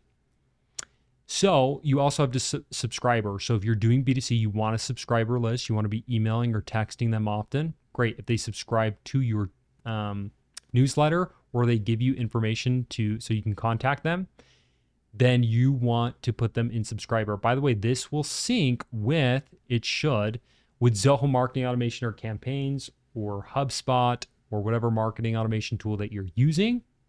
If you're in Zoho, use Zoho Marketing Automation. It works great. Then you can segment your audience and start to message them often. As a side note, if you're going to use a marketing automation tool, make sure to have a master drip campaign where it's just something generally applicable to everybody. Set that up first so that you just start sending communication to your subscribers. Just start hitting them once a week, once a month, whatever it might be, whatever it's manageable for you. Just do something that can go to everybody first. And then you can start to do little segments within that so that you can send more appropriate marketing material to different segments of your audience. Okay, just a quick side note there. After someone's a subscriber, hopefully you warm them up and they become a customer. Obviously, I'm going over the ideal path here. You can translate this to your own efforts. So you've got customer. This means someone bought something, right? And you can automate all of this. I'm just showing you, if you were to do it manually, what it looks like, but all this can and should be automated if you're in B2C. Once they purchase something, which means this contact has an associated sales order, you can connect sales orders to Zoho CRM to make this happen automatically again. They will be a customer, okay? They order something, they're a customer now. And then once they become a customer, you want to upsell, cross-sell, do as much as you can to increase the customer lifetime value of this customer.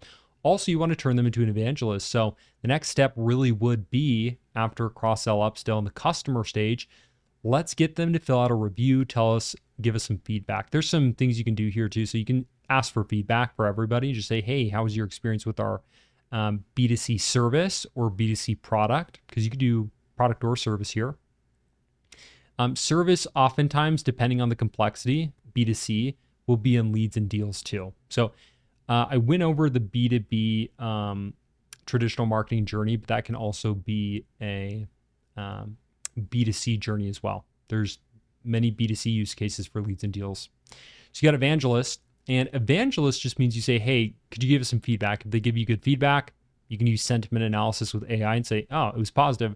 And you can say, hey, look, we'd love for you to fill out a review. Here's where you can leave us a review.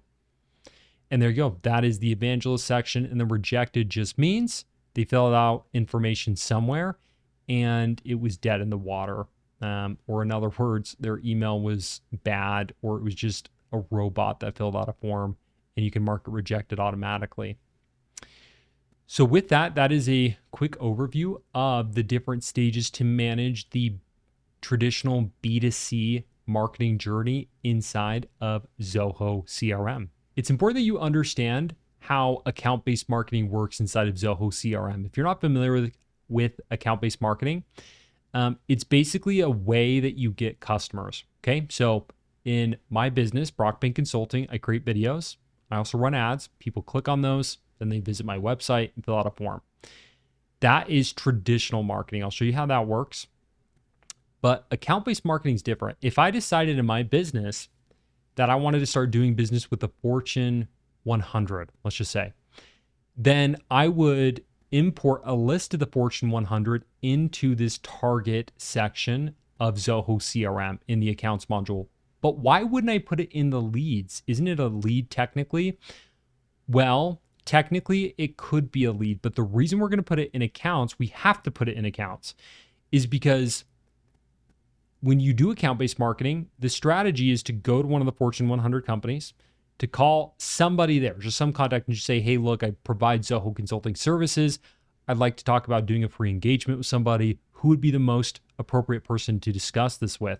And then they're going to give you another contact. So now you have two contacts. Here's the thing. The leads module doesn't allow you to add two contacts, but the accounts module does. So in the accounts module, you can go over two contacts, and then you can add multiple contacts here. So it's really important that you have the ability to do that. Okay. So that is why you have to use the accounts module. So now I'm going to give you, hopefully that situation colors in why you'd want to use this. But then you have target. Target is just an account that you're wanting to eventually do business with. In our example with the Fortune 100, we'd bring them all into the target section. We'd import them all into target. From there, we'd move over to working. Working means I'm actively making outreach attempts, okay? So this is where I'd want to use cadences. If you watch the cadences section, I would add those different contacts to a cadence. Now, while I'm calling them, I'm trying to find that right person to talk to. And let's say I never get there, okay? I call, I reach the end of my outreach cadence. It's time to turn them over to automatic marketing. So we'd mark them cold. And cold should connect as a best practice to Zoho Marketing Automation or Zoho Campaigns and be dripping emails, promotional emails automatically over a long period of time, okay? So now they're cold, but let's pretend that we were working, we're prospecting, we're trying to find the right person to talk to, and we talk to the right person. They say, great, I'd love to talk about a Zoho consulting engagement. I would say, excellent. I'd move them over to selling, and they'd say, let's get a team together. We're going to book a call with you, and we'd love to discuss this in more detail. Now we have a deal started, okay? And there's different, some people would say that's not technically a deal.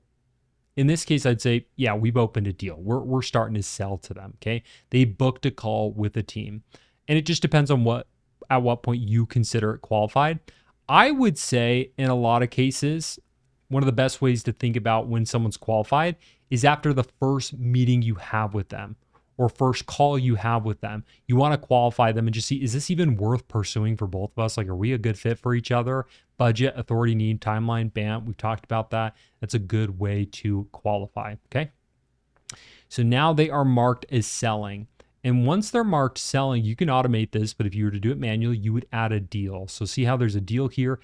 If there's an open deal, this one's closed one, pretend it's open. Open just means it's not closed. It's active in the pipeline. If we have an open deal here, then technically this should be, this record should be selling, okay? And then once we close the deal, they become a customer. Let's say we didn't close them. let's say I had the meeting, was excited to talk about my Zoho consulting services. It went so well. And they said, yeah, we totally want to roll this out for team ABC, and they could really take advantage of this. And then they never get back to me. And I'm devastated. They never got back to me. I would mark them as win back, which means we lost them, but we had an open deal, and they could receive specific case studies or whatnot, which would differ from cold. Okay, so automatic marketing win back, and cold is for automatic marketing. I can also change these stages around so it looks a little different as well. But I'm not going to do that in this video. Sometimes I like to put all the it didn't go right stages at the very right. And that way, if everything were to go well, it'd go target, working, selling, and then customer. And then the two on the right would be cold and win back. So it's kind of out of the way. You can also collapse these two. So you can just have it look like this. If it went perfect, target, working, selling, customer.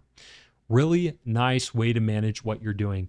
But that's account-based marketing in a nutshell and kind of what it looks like inside of Zoho CRM and how to do it according to best practices. It's important that you understand how to use the Zoho CRM mobile application. So if you are on an iPhone, you can search on the App Store for Zoho CRM. You can download the app there. And if you are on an Android device, you can go to the Google Play Store and you can download the Zoho CRM mobile application from there. And the principles of using the application are basically the same. So I'm going to take you through the application so you know how to use it according to best practices. So it's going to have you sign in. I've already signed in, so I've skipped that part. But once you're signed in, you're going to see a interface that looks pretty much like you're seeing here on the screen. So I first got my calendar. I've got the home page. I can jump from multiple different kinds of home pages that I've created, which is quite nice. And you can see that it's very similar to using the desktop version. I actually have two web tabs down at the bottom here, but we're going to customize that later. So if I click on that, it actually triggers a sign into analytics because it's having me access a different dashboard from a different place. And here you go. It's actually popping up just now. So you can even interact with your web tabs that are linked to different applications and sites, which is really nice to be able to do. So we're going to go over to more at the bottom right there. You can see more. And here you are able to see at the top, Zia, at the top left. So you can allow Zoho CRM's mobile app to connect with your microphone. And then you can speak to the Zoho CRM mobile app. You can see it says, go ahead, I'm listening. And you can ask it questions and it will prompt Zia, which is pretty cool. It's your little AI assistant inside of Zoho CRM that you can use. You can also go over to this question mark and give feedback to Zoho. That's at the top there. You can see your notifications here. So you can see different notifications that have popped up. And then also you can go to settings. And this allows you to do some very basic configuration of your account here. So it takes you through a bunch of different options in the settings there in this section. Then you got customized modules, so you can edit the navigation. So you can see here how I had calendar at the very left-hand side. If I want to change that, I can actually drag the home icon up here, and then I can remove calendar. I don't want to see that. I've got a calendar app. Don't want to see this or this, but I do want to see my leads and my contacts and my accounts. Great. Now that is the first four options that will pop up when I go back to my home screen here. So now you can see the home page and I can see my leads and my contacts and my accounts here, which is really helpful to be able to sift through as I enter my application. I can have my leads account or whatever modules I want, I can configure so that they're at the very bottom. What's cool about this too is you can actually navigate through your different custom views once you're inside of a module within the Zoho CRM mobile application. You can also go to search and you can search for different records across your entire account. So you can see here, I've got a demo record here, and then you can see all of your records relevant to the search using the search bar at the top. You have these three dots, so you have different views you can use. You can do a map view or list view, which is quite nice, especially if you need to see everything by geographic region or just by location. Then you have different drafts here, search, you can configure your search settings here. So you can search by 4 different fields with custom search, or you can use global search, which is the nice default there. And then you can also configure the display settings. So how is it going to look on your mobile application when you actually look at a record? So you can also change the look of that. Obviously, you can jump into a record and view the information regarding a record that's in your system. You can see details, related, emails, etc.